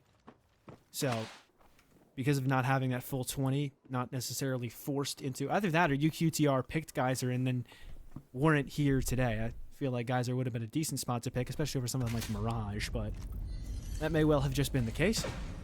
Southern Miss starting off towards the trials, and this Southern Miss team, consistently someone it feels like we're seeing get decently far into games, but yet to get that big exclamation point. Last game, they got a 3rd place, and that was really good for them. They're now in 8th place across the day, but still not totally safe just yet. No, yeah, it's definitely... You would like to have more points here. You want to get your pop-off. You get one good win, boom, you're basically locked at this point, but... It is not bad to be in 7th, 8th place right now. Just definitely want to kind of keep your eyes on your back as you continue forward. Tampa Maroon, though, definitely have gotten themselves up higher in the standings and have to feel pretty comfortable moving forward. But they are a large chunk away from TMU Bold, who honestly looking like they may come into the finals with that first draft spot. Yeah, I think Tamu Maroon are the 3rd team that I could say pretty comfortable to make it into the grand finals, not just because they're at 37, but also being in 3rd place, you'd need so much to go right for the teams below you, all of the teams below you, to pass you up. Exactly. It's looking pretty comfortable for Tamu at the moment, knowing how good they are. They'll probably get to 40 at least by the end of the series. Below them, though, 32 the next best. So we are still not 100% sure on more than, I'd say, 3 of those teams getting to the finals, and that's exactly how I want it to be.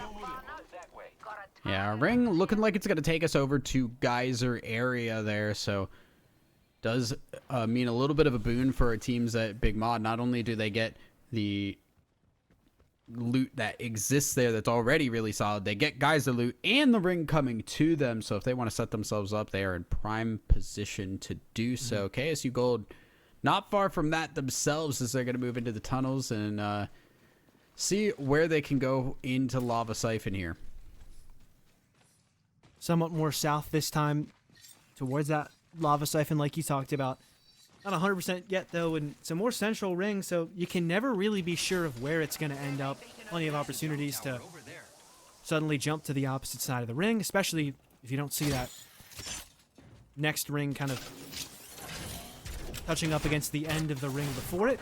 We will get a look at the... Actually, no, never mind. I was excited to get a look at where the next ring is going to be, but UAG Varsity taking shots at the team trying to hit a survey beacon. Not letting anyone seemingly get that information, but they are getting punished now for it. Rain almost knocked down on the reverse, and I think KSU should be pretty safe to hit the beacon now. Yeah, it's going to be tough now for anybody in that tunnel right now because KSU are on high alert, but UAG Varsity just going to say, you know what? We just move through forward into Lava Siphon and take things out from there, see where we want to go. Ottawa Braves, middle of a fight at Landslide here. Again, this is our team that's been running that Gibby. Have swapped out the lifeline here for the Gibby.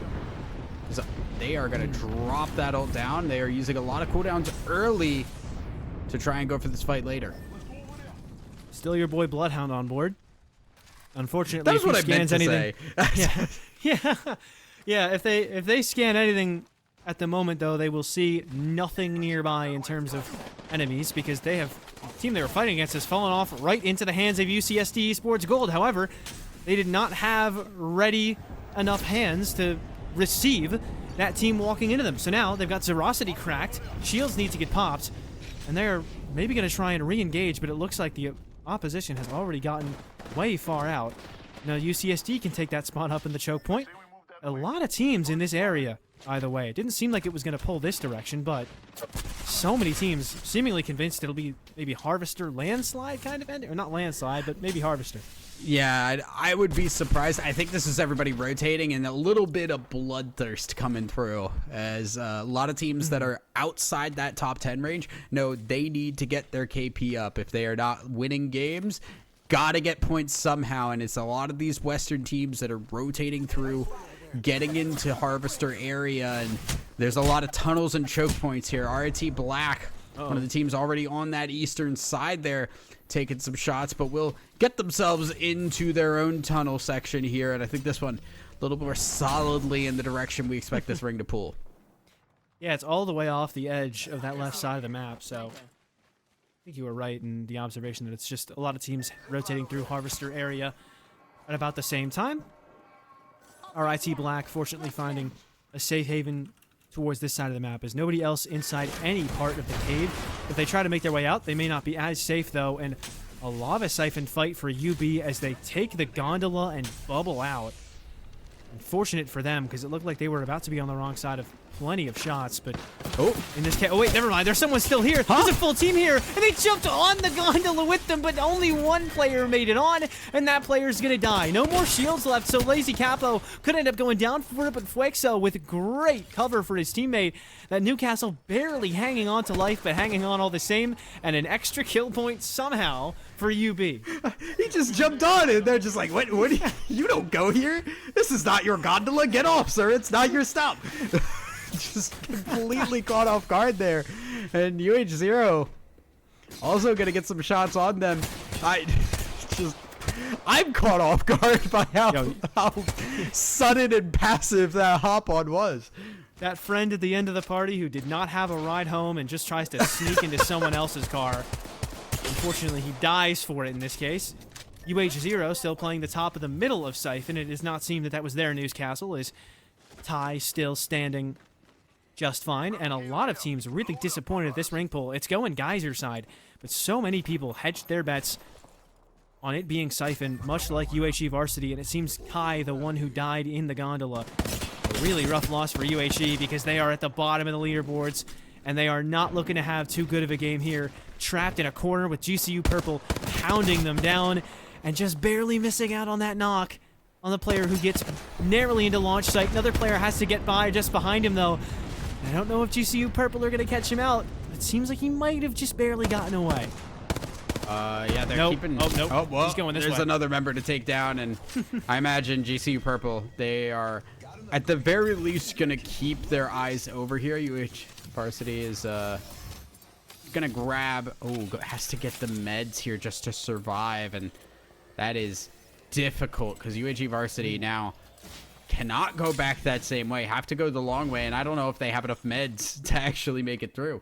He crafted the other banner early enough just so that he isn't able to craft the other teammate's banner on the same crafter. They only got one banner out of that crafting. And so now, not only does he have to rotate further into the ring with only like one med kit to work with, but he needs to go to a different crafter, get his other teammate, and then find a respawn beacon. Not looking great for UHE Varsity, but still not out of it just yet. Keep your eyes on the kill feed to see if Hawaii, their varsity team at least, will be able to stay alive much longer. Hawaii 0 still not in the best of spots as GCU Purple hounding them down now. Not quite able to find anybody just yet. They'll take refuge in the RV for now, but not the best place to play. Not even into the next ring, and they've got so much visibility on you with the windows. Yeah, now the problem is they're not in ring here, and they do not have a good way out. Nice shots from the scout there. Will buy them time to just make their rotate, but lots of teams are looking around this direction. They're at the very least going to lose their shields trying to push for this. We'll be able to hang out for a quick second here, and again, 2 shields per shield cell. It means UH0 just quick little 2-tap, and they are back in the game. Seems just fine for UH0. Tamu Maroon with all the ring info they could want at this point in the game. Such an upper hand on everybody else rotating over from Siphon. So many teams are going to have to take that narrow train track bridge over a troubled canyon, and trouble on the other side of it as well. As Tamu Maroon still firing out some shots. It's UH0, that team on the wrong end of it. Not losing a ton of HP just yet with the extra heals that they want, but look at a couple of teams rotating in. UH0 have to find a permanent place of residence right now because Anteater and company are about to walk in on their backside. Yeah, UH0 don't have really a lot to work with. Their Gibby Dome is going to go down, which is, you know, maybe the opportunity. GCU Purple at the very least have the cars in the bridge to buy them a little bit of safety. The problem is, how do you get out of here? You have a Pathfinder zip, but that Pathfinder zip is going to be really easy for a lot of these teams to just fire at. Enemy out there. Just barely missing out. The zip not quite popped just yet, it would seem. On board with the Geyser teams, who aren't going to get the pull that they want either. There's seemingly nobody happy with where the ring ends up. Geyser teams unhappy, Siphon teams unhappy for the moment, but it's pulling back towards them, and it looks like it's going to be one of those canyon endings. in between all those upper ends, all those ledges. And so very difficult to navigate for some squads, as there's basically nowhere you can play early. If you pick up a spot that you think it's going to end in early enough, you're being looked at by 8 different teams around you. UB Esports not able to get any knockdowns on the path tip. And that team from the bridge able to make their way into a great building for the late game. GCU Purple, our second place team, seemingly trying their best to get back to that top 2, one of the top 2 positions. They lived in so much in those first 2 games. Yeah, we're going to see GCU Purple hold out for now. 2 shields. It's just a question of who fires first. UFC they can't Exodus see each other like either. Aiming down there, and they are looking for their opportunity, because I swear, if they see a knock, it doesn't matter if you have a Newcastle wall. They are going to fire that thing open. Plenty of nades being rained in on the purple team. Demigod loses a good bit of health. The rest of the team seems to be relatively okay, and this stalemate not really going to go anywhere, because obviously these 2 teams in 2 of the better positions in terms of having a house that will live much longer, because a lot of the rest of the ring is just rocks and open field and maybe some supply bins to play behind. So you're not going to want to risk losing this kind of a spot. You're just going to wait for somebody else to push you, and you're not going to push the team in a different building just to kind of take that side grade.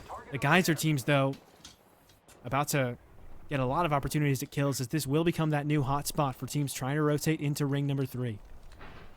I think this ring gonna come.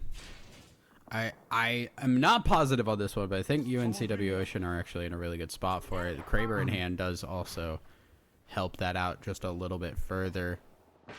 13 squads still definitely have some space here, but you can see just how crunched together it is. GCU Purple are still fighting out here, and you can just see too the Maggie drills coming in. This is where Maggie does do a lot of work. You just keep damage on, you keep pressure on.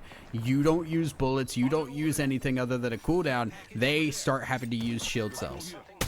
And now we're kind of in the opposite state that we've been in the last 2 games, where this time around, everyone that is in the top 8 is still alive. Beyond the top 8, only 4 or 5 teams are still standing. Everyone who has died has been outside of the top 8, so that threshold at just around 30 points is going to stay basically where it is. Everybody above that is going to look great, and it'll be a lot of teams in these last couple of games fighting for the last 2 or 3 spots if most of these teams that are still alive are able to get a couple more points out of this game. So really setting us up for a climactic game number 6. This game, though, just trying to dictate who gets better spots in the draft order, and a couple of low-down teams still fighting for that spot in the finals. I want to point out Southern Miss have 7 kills right now, with 37 teams still on the board. So, 37 players still on the board. There's a lot that I think Southern Miss can do here if they can continue this level of play. I don't know where they're at on the map right now, but they definitely have to be strong, definitely have to have some red shields here. And Tamu Maroon, they are now swinging around. They have left further away from the ring, and I don't think the right call is to swing around onto the other side there. I think they would like to just head back to where they came from. Yeah, this kind of the zone exactly ending up where I was anticipating it going, that kind of no man's land in the middle of the canyon, sort of ending up in that area. I don't know a better word for it than that, but it's a zone we see frequently when it pulls into this area, and it's one that we'll see yet again, it looks like, at least, unless there is some wild radical pull coming in the last couple rings. Unlikely, though, but look at it. Nobody in the middle of the ring yet, because you can't play there. You're just going to die for it. So many teams are just kind of hoping someone else makes the mistake of walking into the middle first, and it looks like UHE Varsity, the ones who've just made that mistake. Yeah, again, this is another ring where it's like, all right, cooldown usage, incredibly important. UHE Varsity, they definitely want to try to keep themselves up here. They're currently sitting on 6 points in last place. Need to get something going. Gibby ult going to come down as UB Esports going to drop their doom. They have a Gibby ult response they can use here. Certainly could. Hawaii Varsity stuck in a corner, and Fuexo trying to put the pressure on them. One player already cracked, and he'll manage to get another one's shield gone. So more heals need to come out, and they are just burning the resources away from Hawaii, sat behind a Newcastle wall. and this is not a very long-term sustainable position. That is, unless you balance the shields perfectly between the Newcastle and the Gibraltar, and for now, they seem to be doing just fine. Gibby ult on top of them, but no one really phased. And there's Southern Miss, our team that has been beaming everybody, and they're looking to keep the aggression on. They're pushing 9 kills. up. Oh, and UH0 go down. Southern Miss are now just flying arrows into the skulls of the teams below them, and that will be all she wrote for UNCW Ocean. Southern Miss not letting up for a second. There is no way. How are these arrows hitting? No one's even looking at him either. He's barely getting challenged, finally going to get pressured off, but he only has 3 arrows left anyway, so he was about to just give it up. Basically not forced much out of him, and he's still landing more shots with the arrows. Now completely out, has to go try and find a weapon to swap with. 1900 damage. That is crazy from him. Already. 21 players still in this game. 1900 damage is a good game for me. I'm happy with that one. The fact that 1900 damage, well, there's still 8 squads left, I am terrified to look at those numbers in a couple of minutes. Tamu Maroon, hopefully not going to be terrified to look at their own post-game numbers in a couple of minutes, but right now it doesn't seem like they're having the easiest time rotating.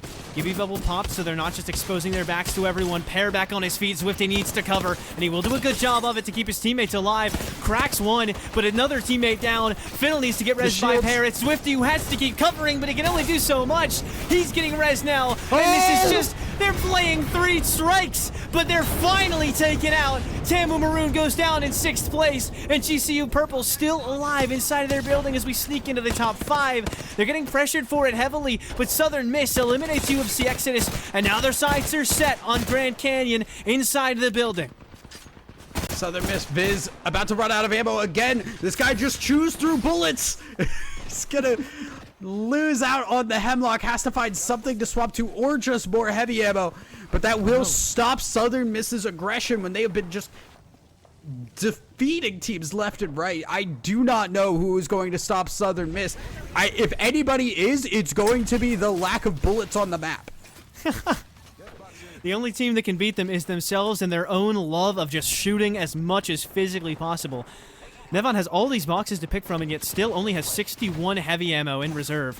And so I really do think you might be onto something with that read. Nevon now cracked, and GCU Purple having a tough time getting out of this spot. They've been knocked down. Gold res, so we'll be able to get back up. Also, we'll heal afterwards, too. So, Demigod back up, and there's the Gibby Dome as well. Again, you cannot push teams anymore. You gotta knock, but immediately, Pathfinder's just 2 shield cells away from full health again. GCU Pookies, they are down below. They really are not contested heavily here, but this is not a fun place to play from. Wait, but they are not fought over. GCU Purple also have fully reset. Everybody's fighting for the high ground right now. GCU Pookies can wait down here, and if the ring continues to pull to them, eventually I think someone's going to have to drop on the Pookies. Both Grand Canyon's teams still alive along with RIT and Southern Miss. As GCU Purple trying to force Southern Miss to be uncomfortable on top of the house. Gibby bubble popped after the Gibby ult gets popped. But oh no! Nevin's dropped right into the Pookies. They do manage to pop the bubble in time to try and save Private Nevin, but they end up getting a knock on a Lilbaka. Anteater responded on quickly, and Daddy and Pander now both cracked. Daddy down, it has to be Pander. It won't be. GCU Pookies could have been in the best spot, but Purple pushed them too fast, and thus the third party comes through. Southern Miss in the 3 versus 3 against RIT Black, who have the height advantage. Oh, no. Back up to try and put it back in their faces, and Viz does manage one, but it's Archkip now left last alive alone, and he can't make it work. Southern Miss, with all that damage and all those kills, get a first place on top of it. I said coming in they haven't had their definitive game yet, and that is it right there. That is the definitive game of the day. They had so much. KP just went crazy with it, and I'm scared to look at what the standings are going to be after that, because man, I just Southern Miss just went crazy in that game. 19 kills, 31 points. Southern Miss jumped a point away from TMU Bold. It is 60, 59, 58. That is the closest possible top 3 we could have. Without anyone being tied, yeah. They are all fighting tooth and nail for that top spot. But given how well they've played today, I I'd imagine they'll just gentleman's agreement to let everybody get the spots that they had today, because these 3 teams have all been playing lights out. Yeah. GCU Purple with their first big game of World's Edge so far. And now we got to look towards that 10th place, that important threshold, because everybody above 40 points, Tamu Maroon and everyone there, I'd even include UFC Exodus in that group, you guys are good for the future. KSU Gold and UB, probably all right, but you want to get some insurance points in there just in case of the worst case scenario. GCU Pookies and ISU Farmers standing on shaky ground. And so everyone from that 8th place and below that 8th place, I'd probably say 9th and below, you need points coming into this game. Above that, insurance points are awesome, but we're heavily looking in a way that might confuse some viewers. We're actually going to care the most about the people in the worst positions coming into this next game, because that's what's really going to decide the top 10 teams that sneak into the grand finals and who is going to have to make it happen again in the lower bracket finals next weekend. Yeah, I mean, you look at this and you say, okay, ISU Farmers definitely on the bubble hard here because CSUF Blue are 2 points away. That is a very easy swing. I think GCU Pookies are a little bit safer here, but they do have to kind of keep an eye on if they go down early. ISU Farmers go up, CSUF go up. That is definitely a worry for themselves. But UU Red are a ways away, especially considering what we have seen from this team throughout the day. I would be surprised to see them be relevant in this final game. But can't count anybody out. Like we said, we have just seen a 30-point game. Technically, anybody's still on the board here. Yeah, I feel like we've been seeing higher point winners on World's Edge so far. We had Tamu getting 22 points without even winning a game. RIT Black got 19 that same game. Southern Miss last game getting 31. So you're right in saying everybody's still alive, but I do think we'll probably see a good amount of early action here because so many of those teams that need big games are going to feel that pressure from the start and feel like they need to take an early fight, get their shields higher, but importantly, get some kill points on the board. And this ring seems to be a similar pull to what happened last game, just that slightly southern pull, maybe looking Siphon or Harvester, although albeit a little bit more central than last time. Yeah, this one seems to be heading in Siphon direction once again. Does make me worry for teams that struggled in the last game, right? Like when you look at rings that become very similar to a previous game, there's two ways to look at it. You could say, we can expect the same things, or are these teams going to recognize their mistakes, and make the adaptations needed in their rotates to avoid getting themselves in bad situations here. Ottawa Braves, one of those teams that has been on the bottom end of the scoreboard here, would love to have a big game, and I think they do have the team composition to be able to frag out, just have not made it work so far. I thought that shield battery was going to go down. I saw it slipping. It nearly slipped all the way out. Ottawa Braves, though, still looking for more, like you said. They have the comp for it. That Bloodhound enables them to take more 3v3s if they can find anybody isolated. Try and really, for lack of a better word, pun not intended, I promise, hound other teams down and make it really tough to get those recoveries if they find people isolated enough. You talk about you can't take 3v3s once off of a knockdown because the knockdown is basically negated immediately. Well, the Bloodhound going to enable you to maybe push that a little faster and a little bit more confidently. It's a big maybe. I'm gonna be real. Yeah. I don't think it changes anything. There's the possibility it can, but I'm probably not, won't. Yeah. I'm not. I would not bet on it. Yeah. No. Trying my best to, find the silver lining in the game. I love Bloodhound. I am a Bloodhound one trick. That I just maybe not today. Probably. Yeah. To a reasonable extent, you're a Bloodhound fan. It's like I'm also a realist. Yeah, I love Valkyrie. Not gonna tell anyone to play Valk today. That's kind of how it is. You already see a little bit of poke coming back and forth as teams rotate through the central area of the map again. Kind of looking to see where teams are gonna butt heads here, and especially in this central area, you don't want to stick around too long, because the more you do, the more that crisscross becomes a problem. As teams continue to rotate, they will continue to go through the middle area of the map, and it will put them at risk. Punch that guy in. Get him up. And the res immediately facilitated. That's what you're talking about. They're trying to push off of this early knockdown. Yeah. But J-Hoop's literally already basically full. He's missing a shield cell, that's all. And now TMU Bold are getting punished by the surrounding teams, so you cannot take these early fights, at least by this point. Once teams have already started to make the rotate, you're now going to get punished. But they can't push off of that knockdown either, because now they're going to get punished. And Otter is basically already dead again.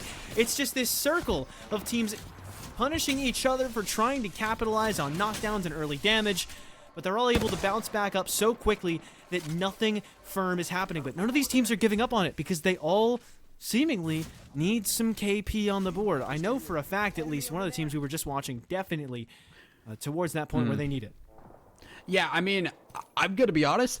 I think this is just teams not understanding how to adapt to the current state of the meta, right? Like, it's been is like 5 a lot of days. Teams. Yeah, it's yes, fair. But when it happens consistently, you got to be able to recognize that. Now that one might be one they could actually do something. Nope. My bad. You know, 2 shields and 3 shields. It's been 5 days for me too, apparently. Yeah.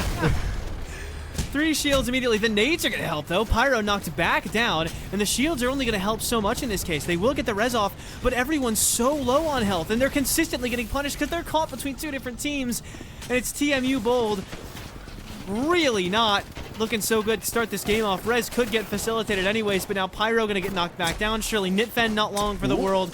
KQ has to make it work in a 1 versus 3. Great shots with the Peacekeeper. No way. He's gonna go for more, but there's another team behind him. And so UU Red go down along with TMU Bold. And now KSU on the right end of a lot of kills. The rich will get richer in that case. But one very high up team in TMU Bold down, and also UU going down, officially out today. Yeah, that is unfortunate for UU Red, and that's a major boot if GCU Pookies and ISU Farmers are looking at that and saying, like, okay, one of the outskirt possible teams is already gone. That's a little bit of pressure off our back. We can maybe look to just try and get as much placement points as possible. If I'm one of those teams that is in that bubble area, I am trying to play as safe and consistent as possible and hope for bad rotates for those other teams. Fortunately, ISU Farmers managed to force the rotate out of the team ahead of them on the choke point, so they will get a little bit of help and a little bit more space. Yeah, I mean, they've got 4 KP there. Yeah, that's so they have perfect already kind of moved up away from CSF UF Blue, which means now, yeah, it is 29-29. There's a lot of ground that needs to be made up by CSUF Blue. And the ring is pulling into a very southern spot. Hard south pole down right towards the siphon when it didn't necessarily look like it would go there. As UFC Exodus, I'd say they're pretty safe, so not the worst game in the world for them. But they are left on just 1 solo rat. UCSD, definitely not safe, as they are in 13th place at the moment. Hard to read their names. It kind of doesn't fit on the overlay, I guess. But yeah, 13th for them at only 16 points. So in need of at least like 14 this game to start to make themselves a real threat at that grand finals appearance immediately. Yeah, we can see Ring gonna be definitely taking us to Lava Siphon here as we see Nades doing so much work against UCSD Esports. Gold gonna pop that Newcastle wall and not gonna do a whole lot because Habaneros is in trouble here. The Mirage doing some work in this fight here, throwing people off. And now this might be it for UCSD Esports Gold, although they do get the kills in response. They do survive. And a major pushback there from them.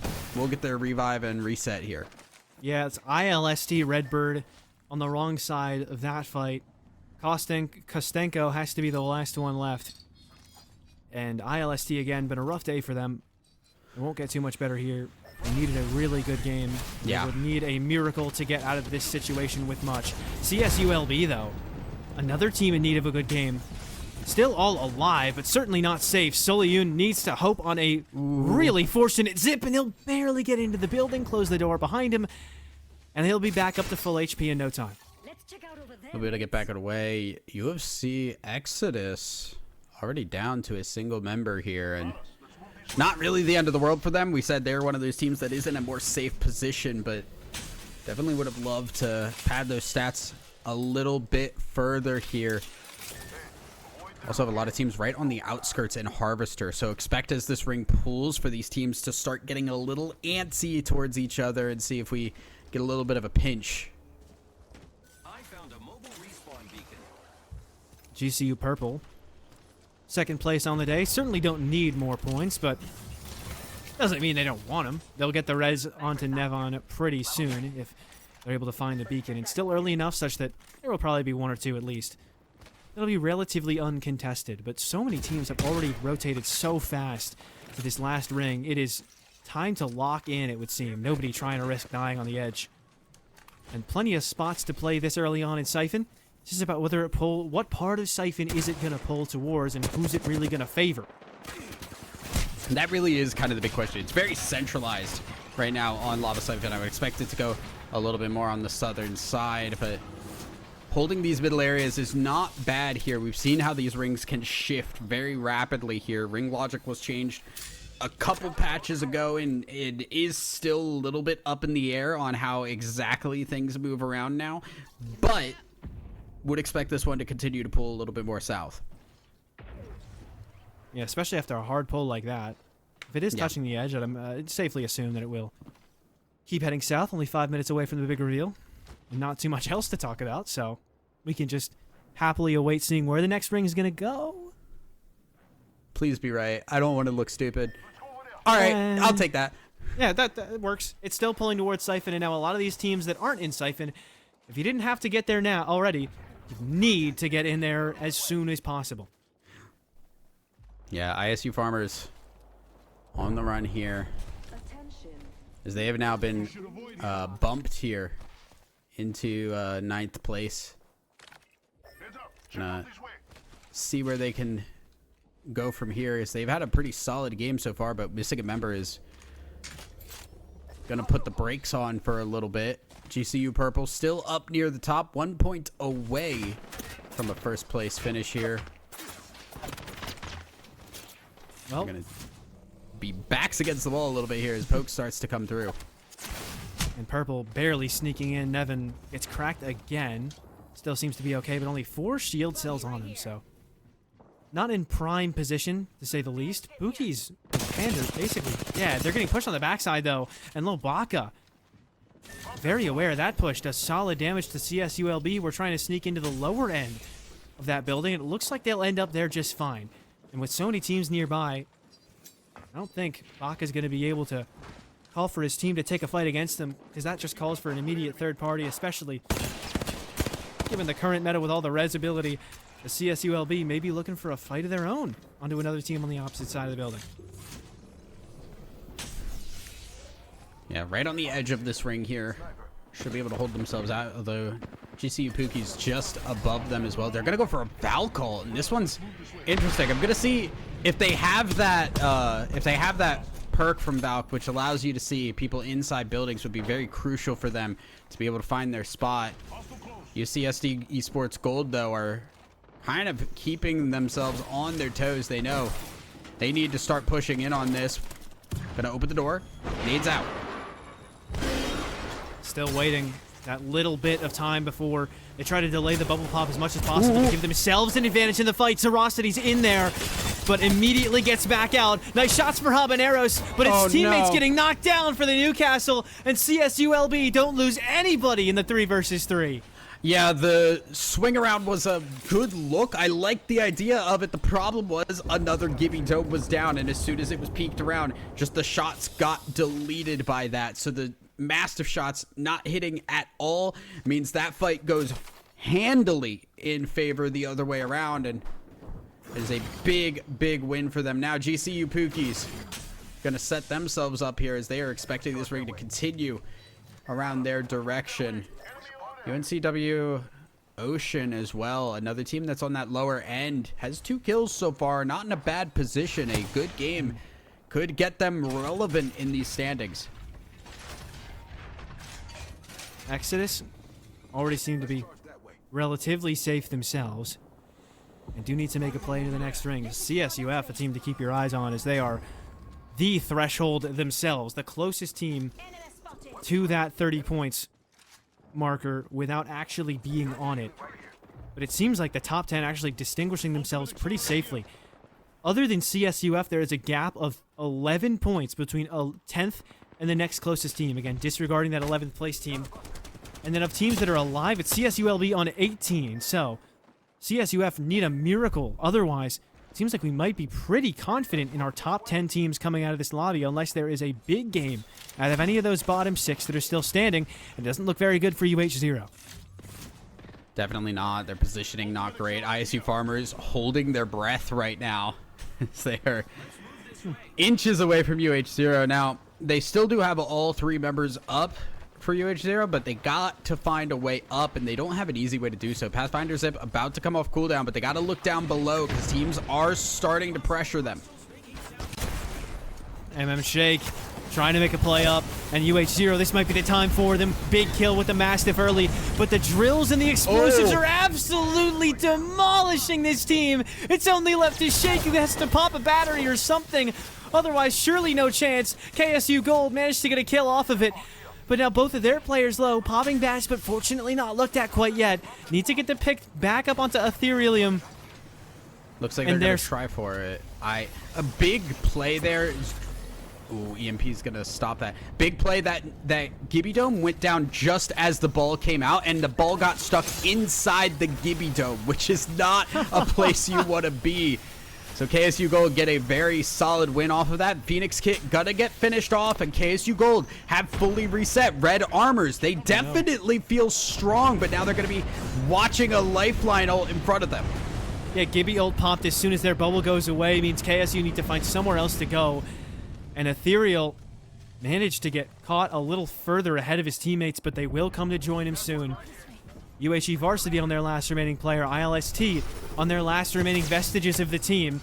And these are some of the few teams that still stand a chance, an outside chance at getting in, but I don't think they're going to be allowed in. Gate kept heavily as judge. It has to be Kostenko again. Managed to get the reses off last time around.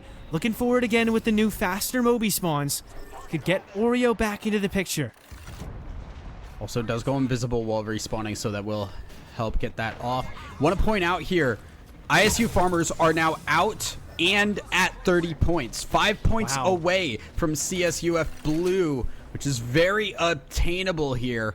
Lots of single-player teams here. We're still at 10 squads, but 24 players, meaning we are missing a lot of people here. A lot of placement points can be grabbed. CSUF are at only 25 points and only have 2 players alive. They could maybe get a respawn because they have the banner, but they're not in the best spot. They're not in the safest spot, so it might just need to be a kill or 2 and some extra placement out of the 2-man. But here comes Kinuj. He's trying to make the last-ditch effort for Hawaii Varsity, but he can't get it done. Kostenko is going to send our 20th team place home in last place. RIT Black. So unfortunate. RIT Black now. Looking here as Maggie drills, thermite grenades, Gibby domes, everything flying out. And RIT Black do not have a way forward. J-Hoop gonna go for the revive. Last ditch effort here. Doesn't even have the gold. Will not get it up. Just resets it for more shield time. Finally pulls it up, and I don't think RIT Black will go anywhere, but they did survive just long enough to get another placement point. KSU Gold already getting pushed by a different team on the backside. Needs to try and keep them at bay for just a little bit longer and pop some of the heals. They don't have a lifeline nor a Newcastle, so the heals not as easy to find as they would. They had different legends, but a different fight breaking out, and they might try to third party it. It's UNCW Ocean now looking for a chance too, because so many of these teams need kills. CSUF go down in 6th purple right behind them, and it's UNCW Ocean still looking for the 3 versus 3. The push directly into the bubble does go well for 1, but it's traded immediately. Leaves Aegis alone as the last remaining member of KSU Gold, slowed down by the Arc Star, but still barely able to get away, and might just barely find the revive. No, Slasher around the corner to try and close it out. It's the UNCW Ocean needs something big, and they get it. The last kill found, top 3 for Ocean. So huge for them to revive with the gold knock is going to give some shields back over to Slasher, but Slasher needs to come up big here. PK shot, 88. Another crack, can't get the last shot down. And CSULB Gold are now in the final spot, and they will swipe at that solo. A win for them. I think CSULB might have just secured their spot in the top 10 with that. I think they might have just barely managed to knock off the ISU Farmers. There are a lot of CSs in this lobby, so I may have the wrong team in mind. But I do think they sneak into the top 10. They probably should have gotten across that 30-point threshold because I think they were the team that was on about 20 going into that game. CSUF also got a little further up, so if they managed a kill or two with a duo, they could also sneak by that 30 points. But I think CSULB just had the most clutch performance of the game. I want to point out that CSULB Gold had 13 points going into that final game. They were not even in the running for that. But why don't we take a look here at our overalls and see exactly where things shook out, and they do get enough. Wow. They got a whopping 22 points off of that game to put themselves in 9th place. 35 points does push ISU Farmers out of that top 10. CSUF Blue, we were keeping track on them. They were very close, but not able to get themselves into that last final spot. GSCU Pookies by a single point. Yeah. Gonna get 10th place and move on to the finals there. Want to give a shout out to GCU Purple up at the top. They're gonna be having that major win in that first draft pick for the drop spots as well. The winner of the fight between UNCW Ocean and CSULB would have gotten to the top 10. Ocean so close to making it. You're right. But they don't quite get there. CSULB with a great timing on that third party to sneak in. And GCU Pookies with that last spot. They get 2 points in the last game, watching the rest of it with bated breath, and they breathe a sigh of relief knowing they are safe into the top 10, into the grand final just fine. And that is a wonderfully climactic end of the day, as we now know the 10 teams that make it into the grand finals. For those of you who don't quite know, anybody who's on the left side of your screen just now, they're into the finals just fine. Yeah, and they're going to be heading themselves into that finals. Anybody who did not make it into that is going to be going to the lower finals, which we're going to have next week. Tomorrow, we got lower semifinals to determine some of those teams that are going into that lower finals fight for the last chance to make it into the stage finals there, which is so exciting because now it's like, all right, cool. We determined some of the teams that are winning there. Nobody that lost here is going home just yet. No. You're still in it, so you're not feeling the worst, but you're feeling a little sad.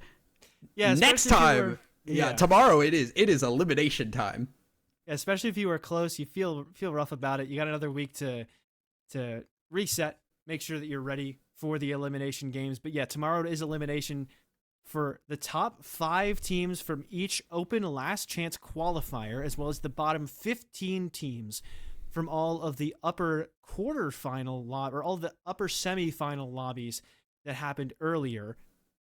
The bottom 15 teams from those semifinal lobbies now playing up against some of those teams from open. The semifinal lobbies themselves just completely forgetting the word, consisted. I forget that word, but consisted of 5 teams from upper and 10 teams from upper in each, and then 10 teams from open in each, then 10 more teams from open given the chance in the LCQs. And we will get to watch one of those lobbies tomorrow, and that'll be at 3 p.m. Eastern, so a lot earlier than this broadcast. Yeah, gonna be a little bit early. But I want to give some shout outs here because GCU Purple, great day on the day. Obviously we saw them have such a strong start, but another thing I want to shout out here, which does not usually happen in a lot of the lobbies I guess, we had nobody win a game twice. It was unique winners every single game, which is why we had such a climactic finish to this. That being our upper finals, I am exceedingly excited for the things that we have coming up here, because man, if this is just the upper finals, our finals look like they're going to be really exciting. Yeah, they certainly do. But for tonight, that is all for us. On behalf of myself and Thousand Eyes, it was an honor and a privilege to get to bring this cast to you. It was a wonderful time to be here tonight. We'll be back tomorrow at 3 p.m. And, well, just in time to see who's going to get sent home and who's going to join the teams that you saw lose today in the lower semifinals. Until then, though, have a great night, and hopefully we'll see you here tomorrow.